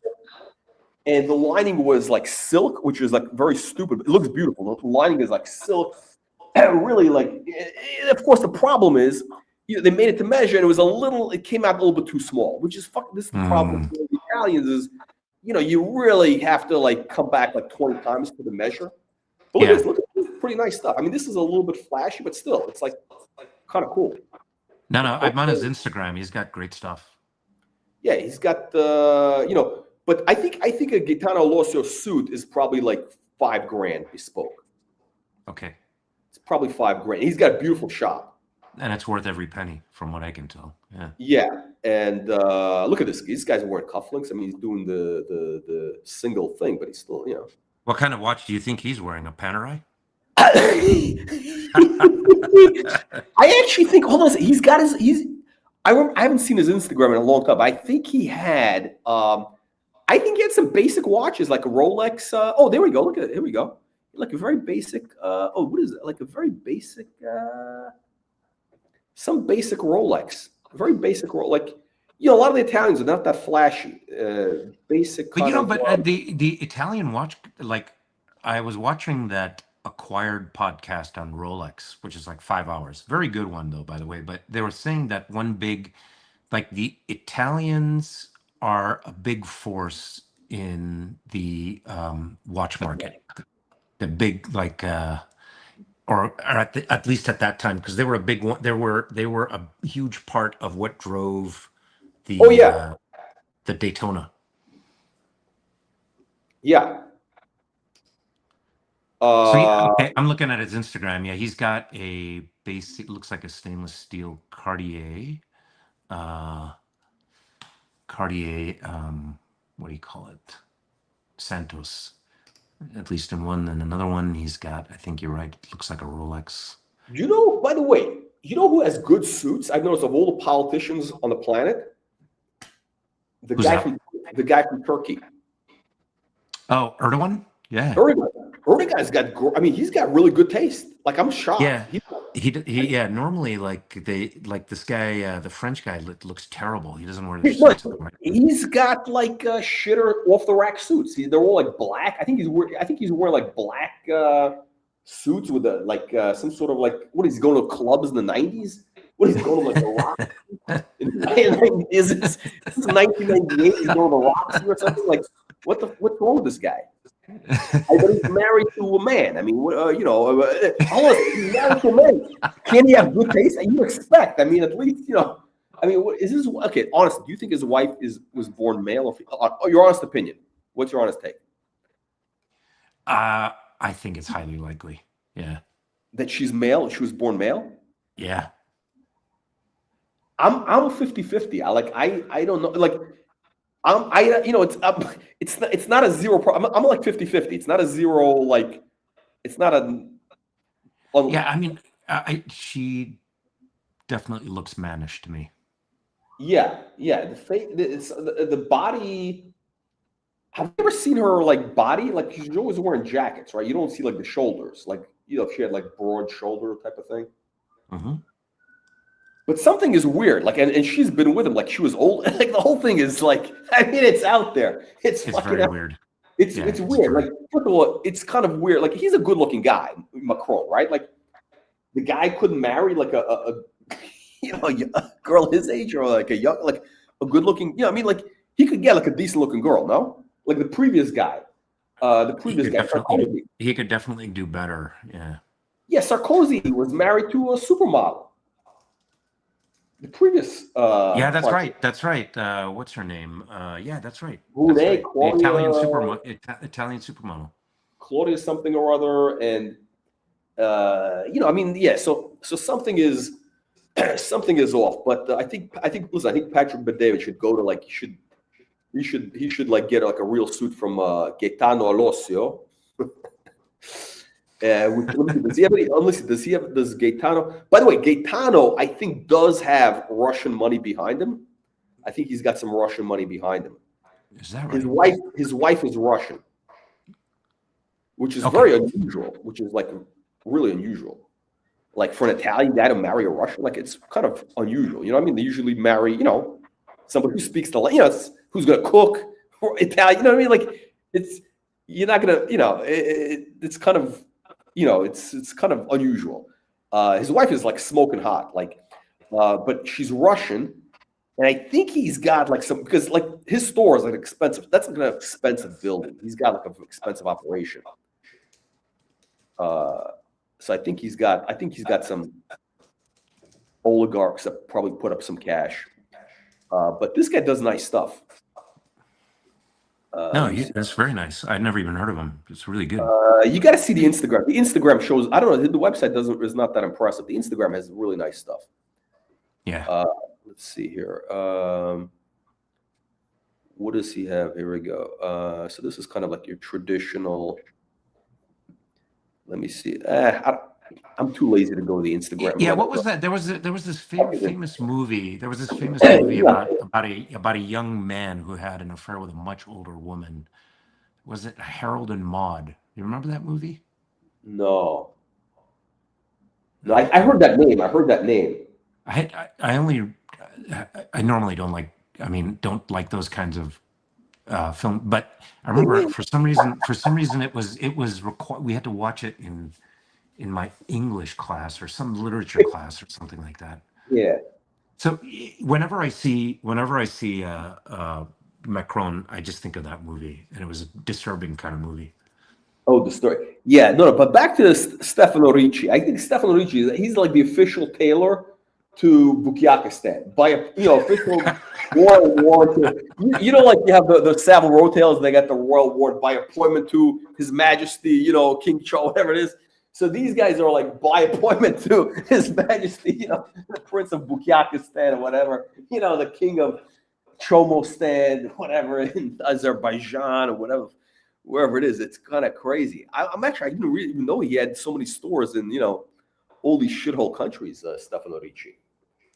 I didn't I didn't know that either until, I've been in the store, a couple of his stores. I've never bought anything there because it's just, not my style at all. But I didn't realize until this conversation, because I went on the website as well. He's got he's got a ton of stores in China as well. Chinese and in Bangers. Yeah, I'm looking at. I had no idea. This is actually, this is like a very expensive product. This is like not a joke. This is like a super expensive product. Like, do you think John Suckerhorn is Stefano Ricci ambassador? No, I think they're trying to get Archie luxury. I think they're holding out for Archie. I think they're holding out for Archie. Suckerhorn, I went a rat hole on him after you talked about him, and it's hilarious. But he's wearing 3-piece suits. Yeah, but let me tell you something. I love watching those old videos. He's sitting there and he's smoking the cigarettes with those gold Buddhas behind him with the whole thing. Something about it. I think that guy. Listen, I think Suckerhorn has great style. That whole thing. Yeah, he does. Yeah. And I think he wears the geezer watches. Like, he really is the geezer guy. Like, unintentionally. Like, that guy has it's. No, I don't think he's playing a character. I think he's being that guy. He's being his authentic self, as they like to say. He's that guy. It's probably like a cheap suit, but it looks good on him. It's like a good, it's like a good. I think it's a good. He's got good style. Like he looks the part. He looks the part. I think he's the best dressed guy in the Archieverse. Maybe in the watch space. To do the look with the golden Buddha sitting smoking a cigarette. It's the best. It's like, holy shit! Look how many stores they have in China or in Asia. Basically, I'm looking. They got stores in. Yeah, I told you he's got one in Bangers. Holy shit! And these are places like I never even heard of. Like, where are these places? Xi'an, Zhongda, like Xi'an. Yeah. Taiwan. Wait, that's I guess is that Taiwan? Is that Taiwan? Is that a? Yeah, I think so. Yeah. Shenyang, is that a? Okay, I guess it's. Shenyang is China. Shanghai. He's got 3 or 4 places in Shanghai. Sanya is like the Hawaii of China. It's an island. Wow, how many people are on this island? I don't know. Have you been to China? China is interesting. No. They have these huge cities nobody's ever heard of. They have like 20 million people there, 30 million people. Crazy stuff like that. Yeah, but Sanya is like their. It's like the mainland Chinese, the wealthy mainland Chinese go there. It's like their Ibiza /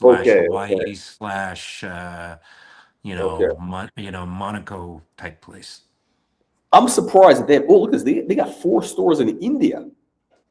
Now, I think in India they must have huge tariffs to import clothes. Yeah, I don't know. It's a good question. I would think maybe they don't for Italy. I don't know. Oh, okay. Because listen, if you're talking about $6,000 for this, it would be $10,000 there. No, it would have to be easily. Yeah, plus their currency, right? He's got a store in Cambodia. But the whole thing, so it's interesting. So in India, you got like very small percentage super wealthy, and then everybody else is poor. But still, you got that many super wealthy people that you need to have 4 stores in India. 2 stores in New Delhi. Yeah, that's a lot of stores for like basically a third world country. Yeah. No, well, you have some. You have extremely poor and extremely wealthy people in India. Yeah, but do you have that many extremely like you need to have 2 stores for them? To support it? Yeah, look, New Delhi, what is the population of New Delhi is like 25, 26 million people. So let's say there are let's take a wild guess, maybe 10, like let's say there are 5,000 really wealthy people there. No, there could be much more. There's got to be much more. No, I actually think it's much more, but I'm saying 5,000 is enough to probably support two Oh stores. yeah. Could be. Yeah. No, this is this is interesting. I had no idea that they had. So this Stefano Ricci guy, this guy must be doing huge business. I mean, because this is like, he's got a lot of stores. He's got like 100+ stores then. In Moscow. Well, I'm surprised that he's still showing these stores in Moscow. I thought everybody was boycotting and I thought they had sanctions on Russia. They still have like what's going on here? Yeah, but the Russians are the biggest. They sell a lot of oil and they have a lot of mineral. And I think they're the world's largest producers of diamonds still. Yeah, there's a lot of guys making a lot of money there. Like, but those guys also, they all have private jets that they can go to. They can go. Look at. I think he's got like two stores in Ukraine. Wow, today still. Yeah. Unbelievable. Yeah, this is Rostov-on-Don. That's like in fucking backwater. Yeah. Tashkent. Okay. I mean, these are like backwater places. Georgia. Yeah. Tbilisi. So he's got like the yeah, I mean, these guys have some of these places, there's so much money in businesses we've never, like all these other kinds of businesses, right? Yeah. No, so this guy must have a great business model of Stefano Ricci, because like this, I think they're probably like, they're looking for a guy to come in and like, so they're looking for like whales, basically a guy who's going to come in and drop like $100,000 basically, or more. Yeah. Like for starters, $100,000. So when I went to the store in Vegas, I think they had like a briefcase for $100,000. Right. They have leather. Yeah, like they have.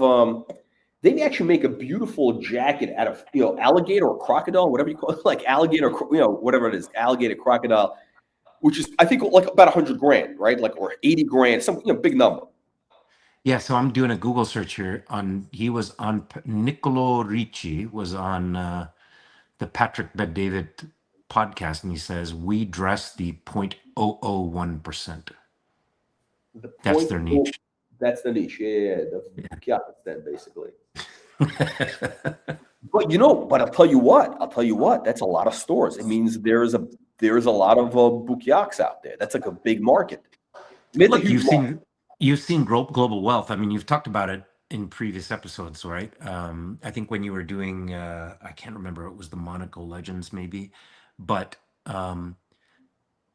you have a growing middle class. You have a huge growing middle class in China and in India, right? And you have a lot of very wealthy people there. So remember some of these brands, like I think Jacques Rose and these others, right? They've had historical. So like some of these watch brands, I wonder how are they still alive? But I think they've got like some loyal following in China because some guy grew up coveting Jacques Rose or whatever, right? Yeah, well, what happened? Well, the story with Jacques is the Jacques Rose himself sold clocks to the Emperor of China. Ah, okay. Yeah, I remember you saying that, right? Yeah, he sold some clocks. So now Jacques Rose can say, hey, we've been part of China for we sold to, and for the Chinese, anything to do with the imperial past, like anybody, like for example, like imperial antiquities, any type of that porcelain, anything having to do with anything with the emperor is always like, automatically that's like, for them, it's like the Shah of Iran. It's like they want to be associated with that. Yeah. It's very big. It's much bigger than like King Charles. Like King Charles is not even relevant. No. European royalty is not really relevant. Like you can't compare to that world. Like, I don't think. No, I don't. I agree with you. I think what King Charles wears Parmigiani Fleurier. That's his watch. Yeah, he Really? does. Yeah. Wow. Yeah. And That's an cool. ugly one on top of it. Yeah, he's got weird taste.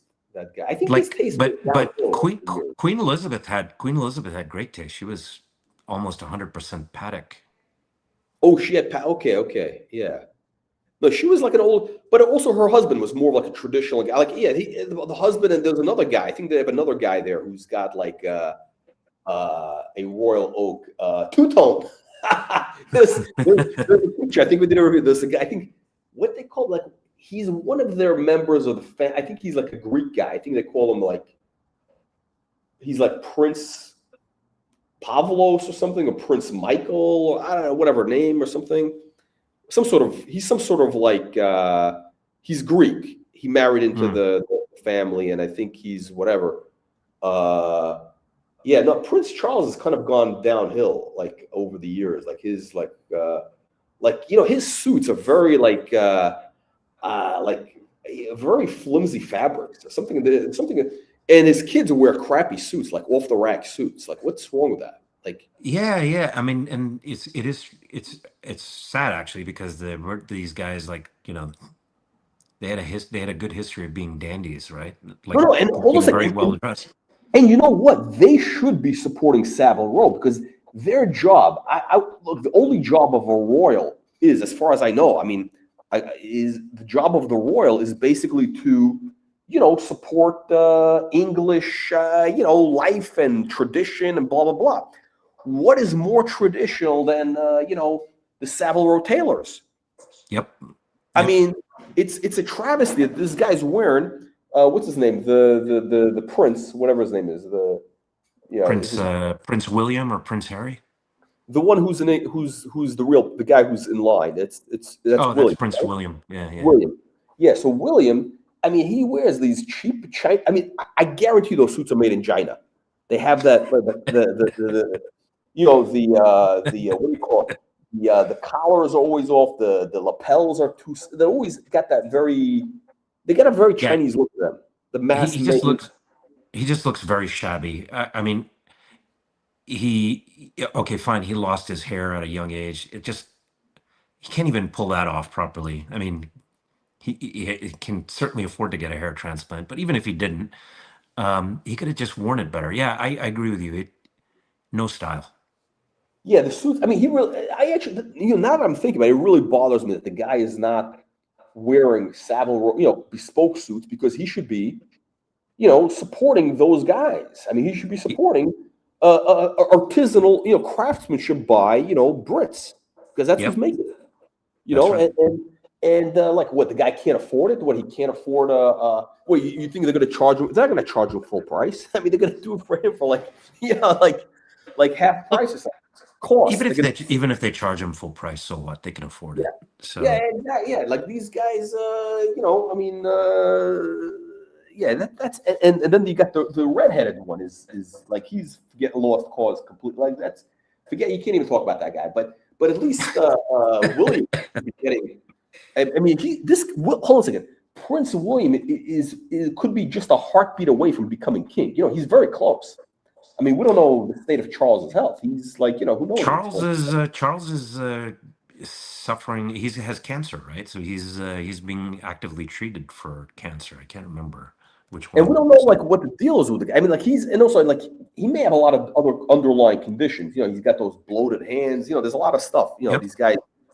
I don't know. Who knows what's going on with these guys? But so he might become king. So he's got to like step up his, the sartorial game. He can't be wearing these Chinese suits. He should be dressed. He should be dressed up way better. I agree with you. Yeah. But all right, enough bitchiness about cattiness, and bitchiness. No, the thing. I think the thing that bothers me is the fact that guys wearing a 3-piece suit in Boca Raton. Yeah, it's fucking human. I mean, you walk. Here's the other thing that kind of bothers me too. Yeah.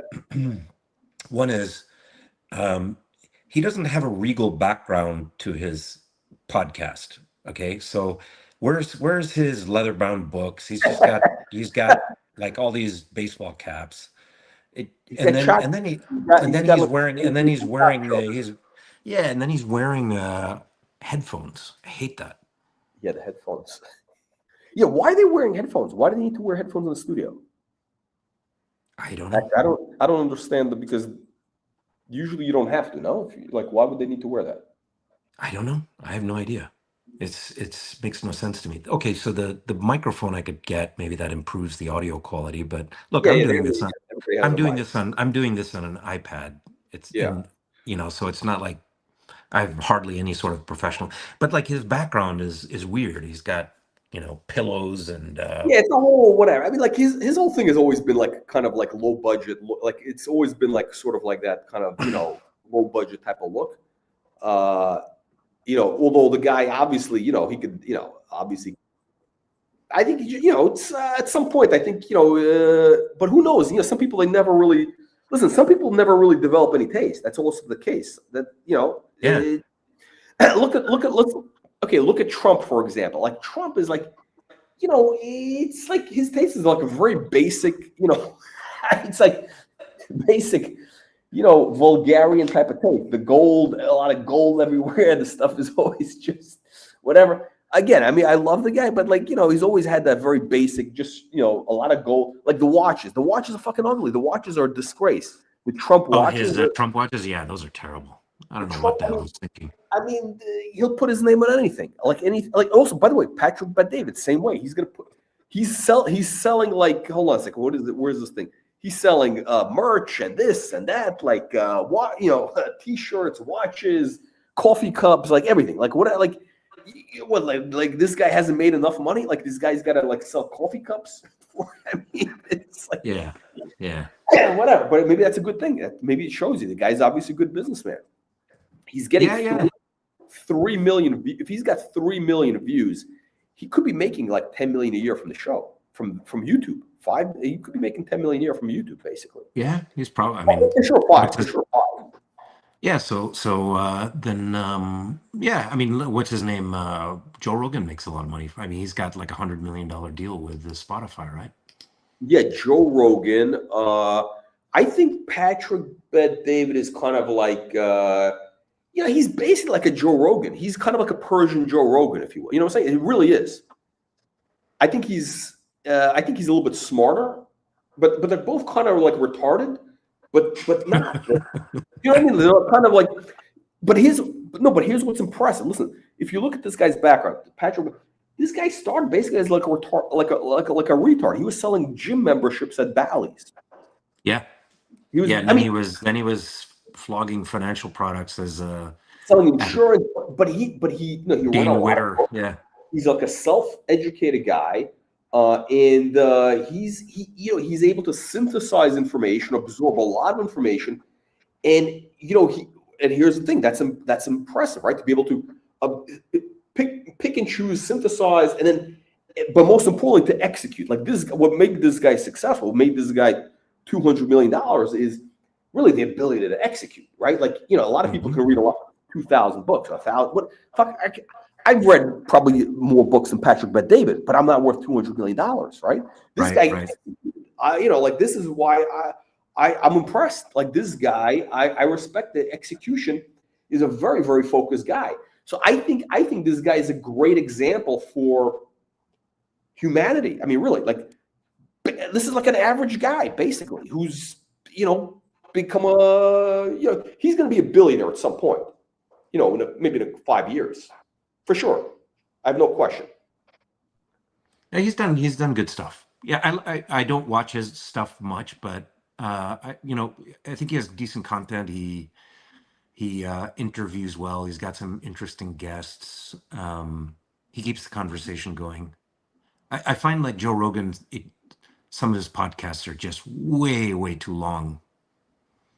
I think also Joe Rogan is kind of, he really is kind of more retarded. I mean, Joe Rogan is, I think is, it's sort of, what is it? He's like, I mean, he's not a dumb guy. I'm not saying he's dumb. He's not dumb, but it's kind of, it's he's not. I don't think he's. It's like a different level. It's like a different level. I think.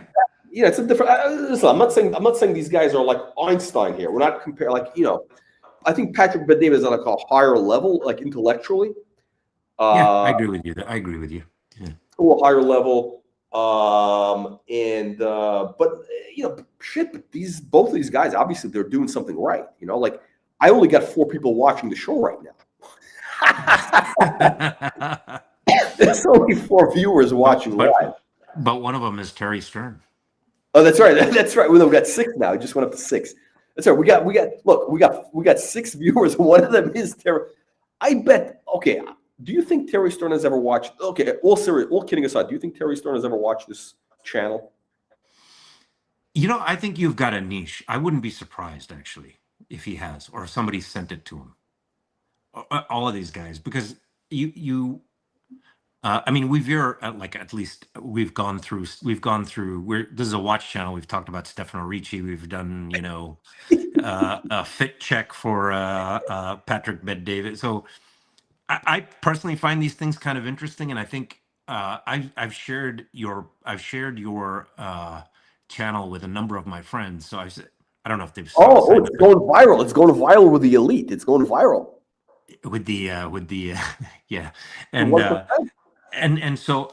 they like. I mean, they like it too. I know they've told me like, oh yeah, we're getting into this now. I shared it with like family.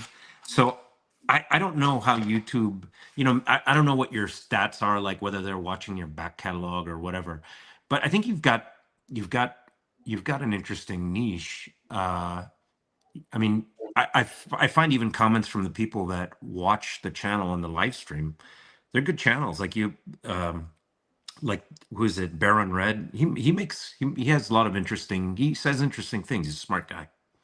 Yeah. No. I actually do think Terry has seen it because I've covered like weird stuff that nobody else, like his what is it called, his handwork, the handcrafted a bunch of hand, like that was actually one of my favorite episodes. Really? That you did. Oh yeah, no, I thought it was awesome. Nobody else has watched it. I think that's like probably the least watched. It's got like 100 views. No, because by the way, I mean, that forced me to look at it itself, and Patek does beautiful stuff. I mean, really incredible work. Yeah, I think this channel is probably the only place I really covered it in any like serious way, like in any kind of like not to say no, but it's on YouTube for sure. Like this is like no, I think you do. And look, I've seen all those different channels. I've shared this with you. I think the only other channel that I find interesting is Mr. Miyagi, but it's very different. He does like good reports. Like it's like watching a Wall Street analyst. Yeah, and he's kind of like kind of retarded, like in a way, like he mispronounces stuff, and he's like his jokes are kind of corny. He's like kind of corny, but he's like a smart guy, but he puts a lot of effort into the production. Like he actually does his research, It's like it's data driven. It's like very like, it's a very clean video. Like you watch the video. I actually just watched one of his videos right before this. Yeah, I learned. Your channel and his channel are the only things I've learned stuff on. Everyone else, like I watched, was that Andrew Morgan watches and 1916 Company and Teddy Baldessar. Actually, Hodinky every now and then comes up with some good content. Well, they have to. I mean, they have to. It's a professional. I mean, they're fucking a magazine, aren't they supposed to be professional? I mean, but they have a lot of garbage on there too. Yeah. Every now and then, like they'll put some good, like they have some good when they go. Like some of the people they bring on have good watch collections, and I've learned from that. Like the guy from who's the guy from the Armory? What's his name? Mark Cho. Yeah, Mark Cho. Yeah. But then they'll bring other people on there who's that Phil Toledano or whatever. It's all over the place. I actually liked Phil Toledano's, like, I don't know, I think he's got different stuff there, but I do like it too, but he had 70s stuff, But you know what happened? I wanted to invite him on. I wanted to, do a review of his collection, like a live, an interview, like I did with you, right? I contact him. He ignores me, whatever. And then on Instagram, like, I said something like, I don't know, like something about like some sort of 70s watch. I made like a comment on one of his things, something like, I mean, it wasn't like nasty. It was like, but it was, it was a little bit, what is it? Cheeky. Cheeky would be the word. Yeah. Like the typical thing that I would say, like, typical. And he got like, I think he got very upset and he blocked me. He blocked Oh, really? me. He blocked me. Yeah. So he's thin-skinned. See, then he blocks me. He's like, he's like a cunt. He's like, he's a cunty guy. He's very thin-skinned then, yeah. Yeah. He's, Look,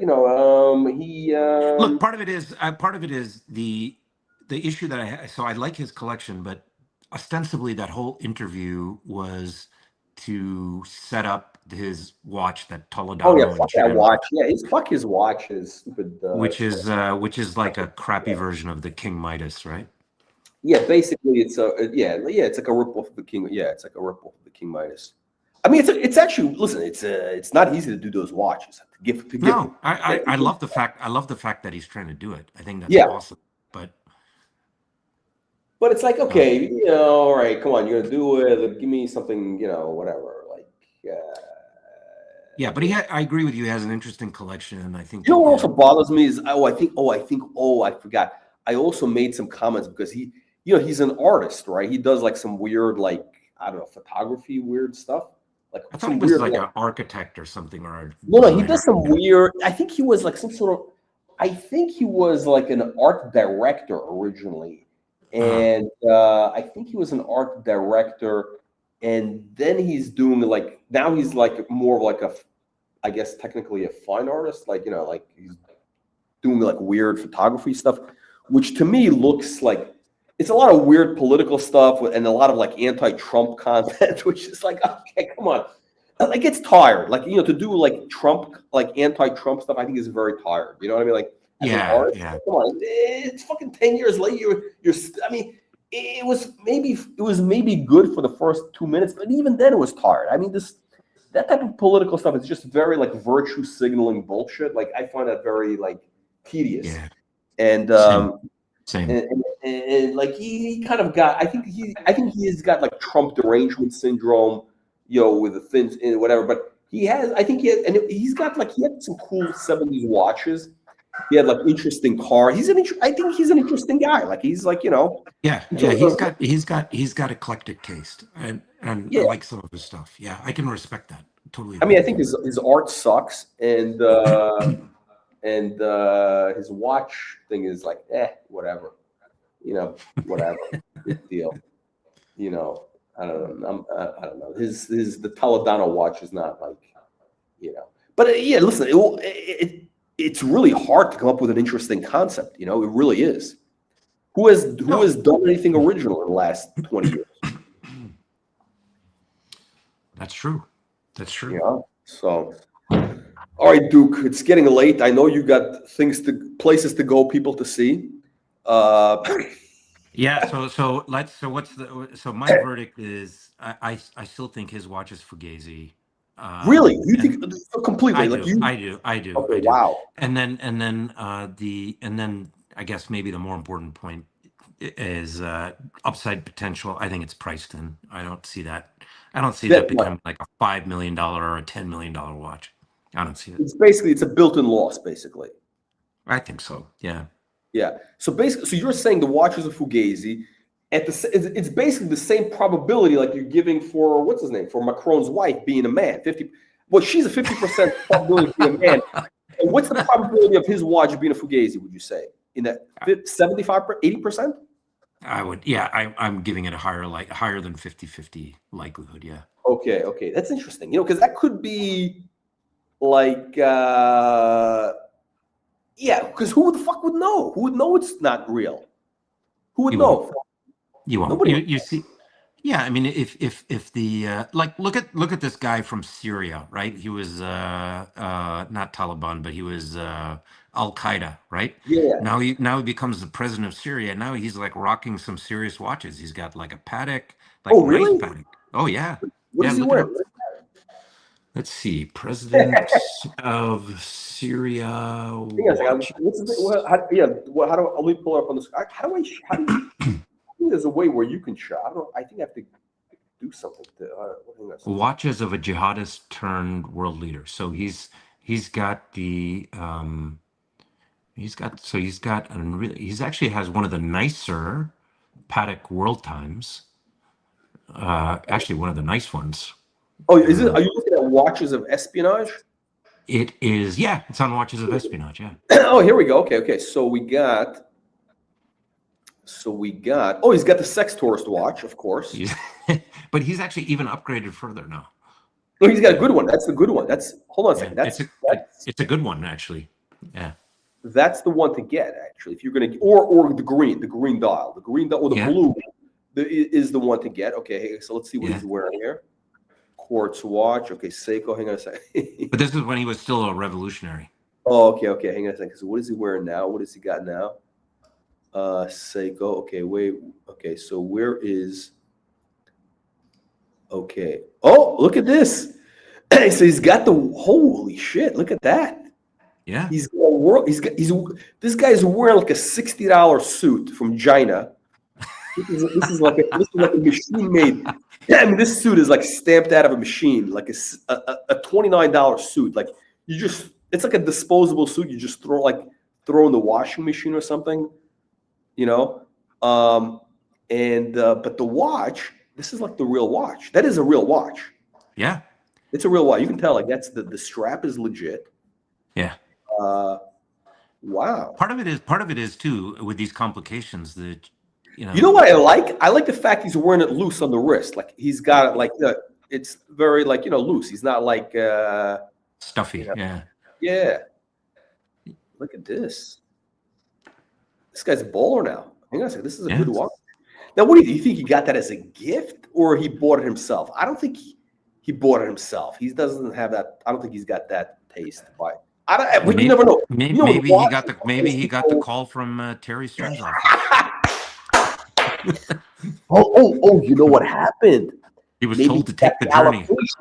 He got the allocation that was supposed to go to Assad because the Assads were loyal Patek customers for decades.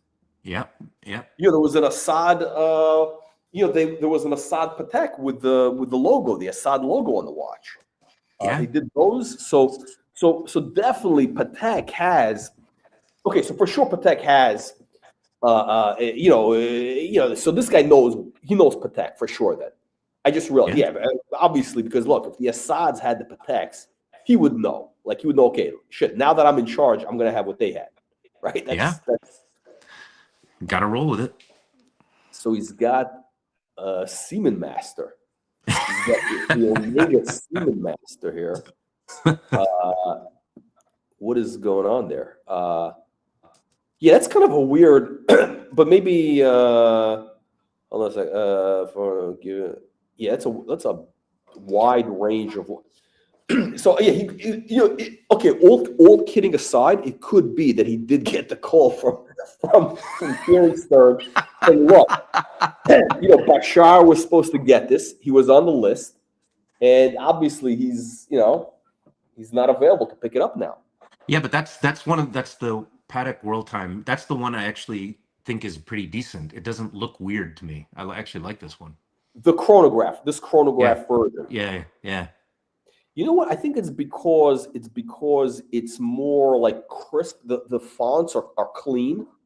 Yeah. It doesn't have those it has good fonts. I mean, listen, whatever. I'm not crazy. I mean, I wouldn't buy it personally, but I like it. It's not like the other ones were kind of all like there was always something wrong with them. This one has got and also in person, when you see it in person, it looks really good.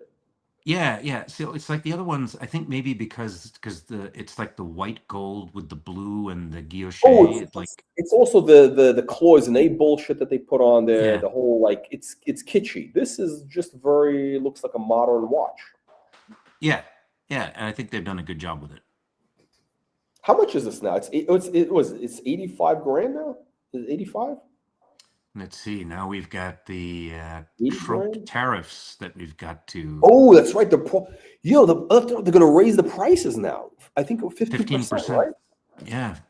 That's insane. That's a lot of money. Yeah. I mean, they were expensive before, so.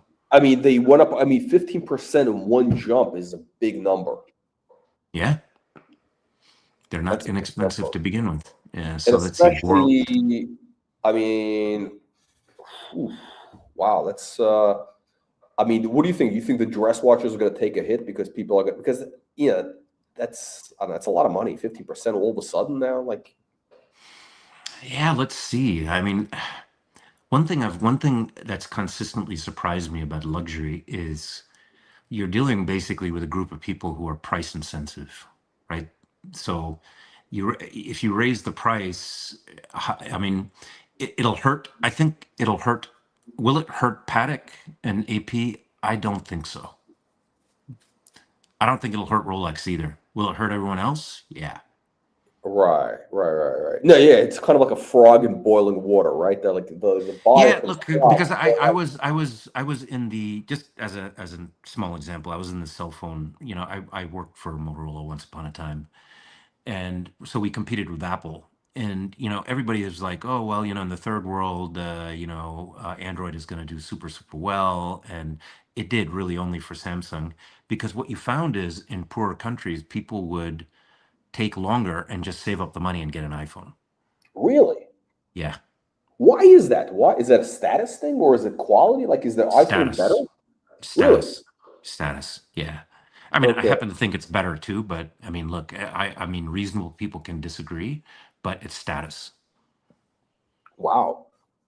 Because I had an iPhone like 10 years ago. I had one. I tell you when I had an iPhone. I had an iPhone circa 2008. I thought it was wow. It was kind of cool, but it was a little bit glitchy. Oh, so you got it right when it was new, 2008. Yeah. I think it was no, it wasn't 2008. It might have been not when it came out. It might have been like a generation later. It might have been like a few generations. Like it might have been 2000. But it was. I think the iPhone came out like in 06. I think no. I think in 06. No, 2007. Okay. So I got it in. Okay, I think I got it in 2009. So I waited a few years. Early. Yeah, I mean, look, here's the thing, to make a long story short. And to make a long story. What is this? So, like, I can't rely on this phone. Like, this thing like freezes, this, that. Like, I gotta get like I went back to like a BlackBerry, I think it was, or whatever I had, or whatever other phone. I never had those problems I had. Yeah, but Apple destroyed everybody. So even now in the mobile phone market, Apple takes 80% of the profit of the entire industry. Android sells more in terms of unit volume, but the entire Android ecosystem, Samsung, all the Chinese players, they are living off the scraps basically that Apple doesn't take. So the 20% of profit, you have all of the Android ecosystem trying to take that. And actually, historically, Samsung took like 10 to 15%. So the Chinese players like Xiaomi and all those, they're taking more. But that's causing problems for Samsung, not for Apple.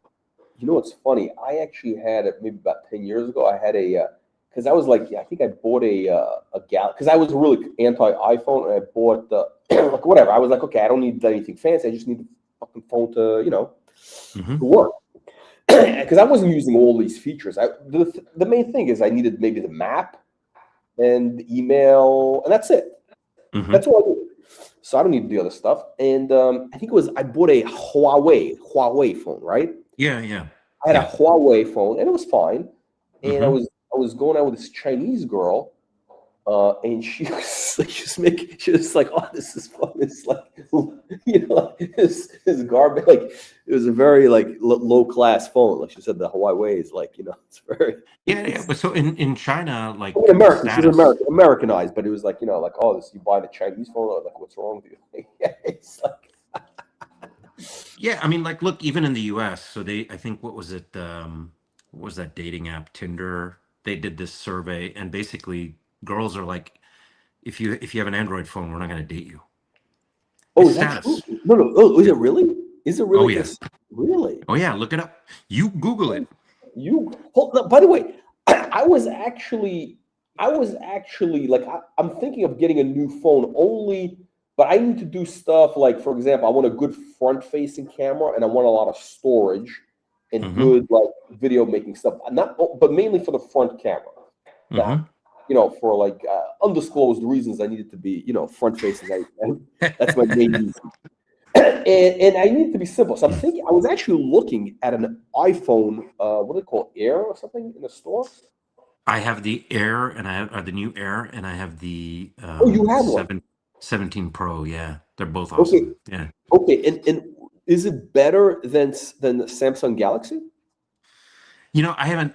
So I'm probably the wrong person to ask there. That Well, you know about phones. That's why I'm asking you. I do. I'm not. I'm not a fan. I'm not a fan personally. Yeah, I Of think what? their Of the software. Galaxy? I think there's. Yeah, that's right. I think the software is weak. Is very unstable to me. And I've had many of them. So I've had. I think the experience you had with your early iPhone, I have that with Samsung. Really, I have not had a problem with my with a Samsung phone in. Okay, the last Samsung phone I had for like 5 years. The one I have now, I don't know, is it 2 years or 3 I mean, look, years? they're good enough. So if you like it and it works for you, I'm sure the front-facing camera and all that. I mean, are you having issues with the front-facing camera on your Samsung? No. The only thing is it's not. I mean, I think the iPhone does better quality image because they have a better camera now, and I think the sound is better. Is the sound better on the iPhone? I think so. Audio. Yeah. Okay, so I may have to, and also they have better storage. It's got like a little more, like, so I need it more for like a business use. So like I do like a lot of video, so I figure maybe makes sense because the phone is it's like $1,000, $1,200 for what I for. Yeah, probably for the 15 Pro Max. It's probably $1,500. Yeah, all in. For the top of the line with two terabytes of storage and all that. Yeah, I think it's No. So no, you're thinking of the Air or the Pro Max? Yeah, I was looking at the Air. Now the Air. Here's what I don't understand: is that like a cheaper iPhone or is it just a fuller iPhone? What is it? No, it's still expensive, but it's basically the whole thing is that it's thin. Okay. Yeah, the Pro Max, the Pro or the Pro Max actually has better for camera and all that stuff. I believe is better. So on the rear, I need the front. On the front, they're all the same basically. On the front, they're all on the 17 Air, 17 Pro, they have this front really good front-facing camera. So really, yeah, better than the Air on the 17 Pro. I think it's the exact same one, but let me double check. I think it's the same one. So the only thing is, so the only thing is because then, I like the phone. It was thin. I liked it. The only issue is, okay, but the problem with the phone is it's very slippery. So I got to put it in one of these rubber cases, which is, so obviously it's going to get dropped, right? So if I put it in one of these like rubber cases, then all of a sudden it becomes a thick phone again. Like, what is am I really gaining anything out of this Air or no? Like, I don't know what the. I don't actually. I haven't gotten it. So they have they don't even have a case. It's like a band on the outside. I haven't gotten that. Wait, you don't have. I don't use protection. You don't use protection on your phone? No. And you've never dropped your phone? I have, but I have the thing, whatever, the Apple Care Plus, so they just fix it free. Yeah. So, but yeah, I don't drop it very much. I've barely dropped it. Okay. So I only dropped, I think, a phone like, I think it was a Samsung I had, whatever.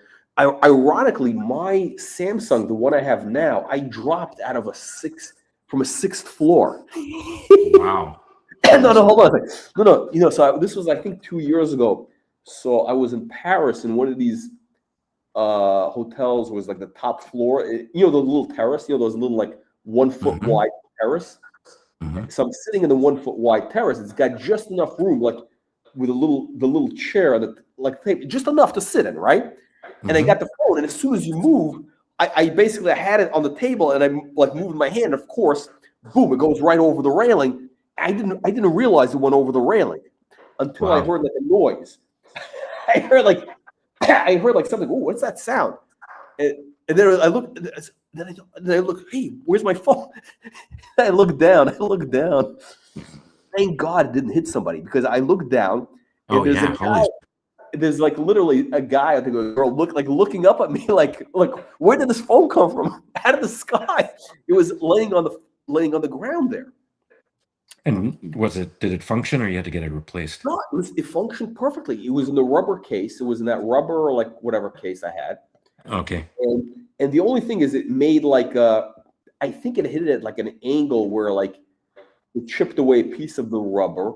Although I think what may have happened later, because I think that phone later on, maybe about 6 months later, all of a sudden the battery started overheating. I thought it was the battery overheating.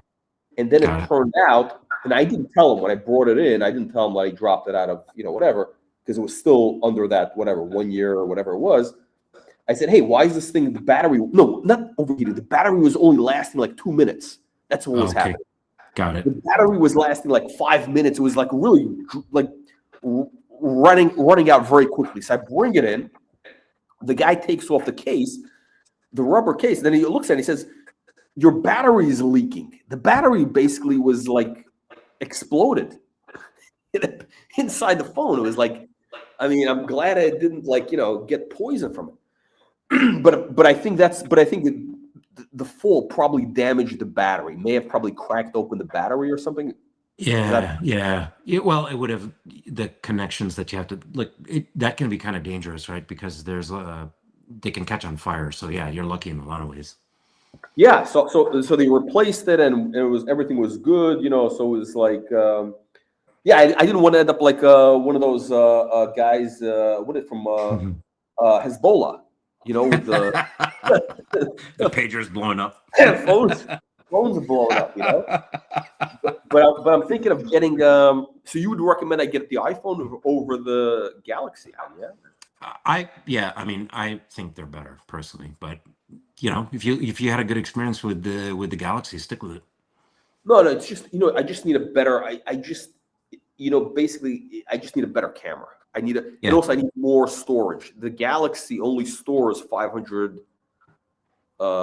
meg. Oh, is that right? No, 500 gigabytes. 500 gigabytes, yeah. Yeah. The Apple can do a terabyte. 2 terabytes actually on the new one. Oh, it can 2 terabytes. Okay. Yep. Okay. On the iPhone Air Max is at 1 terabyte. iPhone Pro is 2 terabytes. Okay. Wow. Okay, so it's like a real. It's basically like a professional video camera at that point. Yeah, I think the new one, the 17 Pro, has got the camera's incredible. So yeah. Huh. Yeah. So maybe it makes sense. It just might make sense to do that. Like check it out. You can go to the store and see for yourself. Just play around with it. Yeah. How long have you been an Apple man? For quite some time. Yeah. Oh, really? Okay. No, I thought. No, I made and sold millions of Android phones. But, yeah, that's what I'm saying. I thought you were like a believer. You were like a true believer. No. Okay. Wow. Okay, so we're not going to reveal your real name here, because in case. No. I mean, the products I made were good at the time. They were great, and there was a big market for them. So so at that point I was all in on Android. So, but I think when did I leave? Like I left 2012 or 20. Oh, that's a long time ago. Yeah. So yeah. Oh, that's exactly the era when I think the iPhone wasn't that good. So yeah, I went, you know, so once I left, yeah, I went to iPhone, yeah. And I think their batteries also ran out. I had issues with them back in those days. I was like, this is like, this thing is like, whatever. Well, okay, I'm gonna take your advice. I'm gonna, Yeah, try it out. Go to the Apple store and just try it and see what you think. Yeah, no, I saw the phones. They were cool phones. I mean, like, I don't need a phone. I don't like my phone is fine, but I am running out of storage, and like I could use a better camera, basically. Got it. So that's the story. All right, Colonel. The Duke, always a pleasure to have your esteemed presence on here. Likewise, thank you. And any new watches, by the way, before we let you go? Any new stuff? Oh, I think I told you I got the Jacob & Co. 5 time zones. Oh, okay, but as a gift, That's a gift, yeah. As a gift. That's right. We saw that. Yeah. Great. Are you getting another one? Are you getting Are you getting down the 5 time zone rabbit hole? I was tempted by it, but no, I'm going to hold off. Okay. It's an interesting. I think it could be interesting. All yeah, right, I mean it's a tough one. So yeah, it'll be interesting. I like it actually. I mean, I learned about it on your channel, right? So, but yeah, it's actually quite cool. I think it's I wouldn't have thought that, and then I got it and tried it on, and it's an interesting. It's a very interesting watch. I'll have to say. And ASAP Rocky has one. Yes, and Drake. Drake, the culture. And watch Nicholas. I'm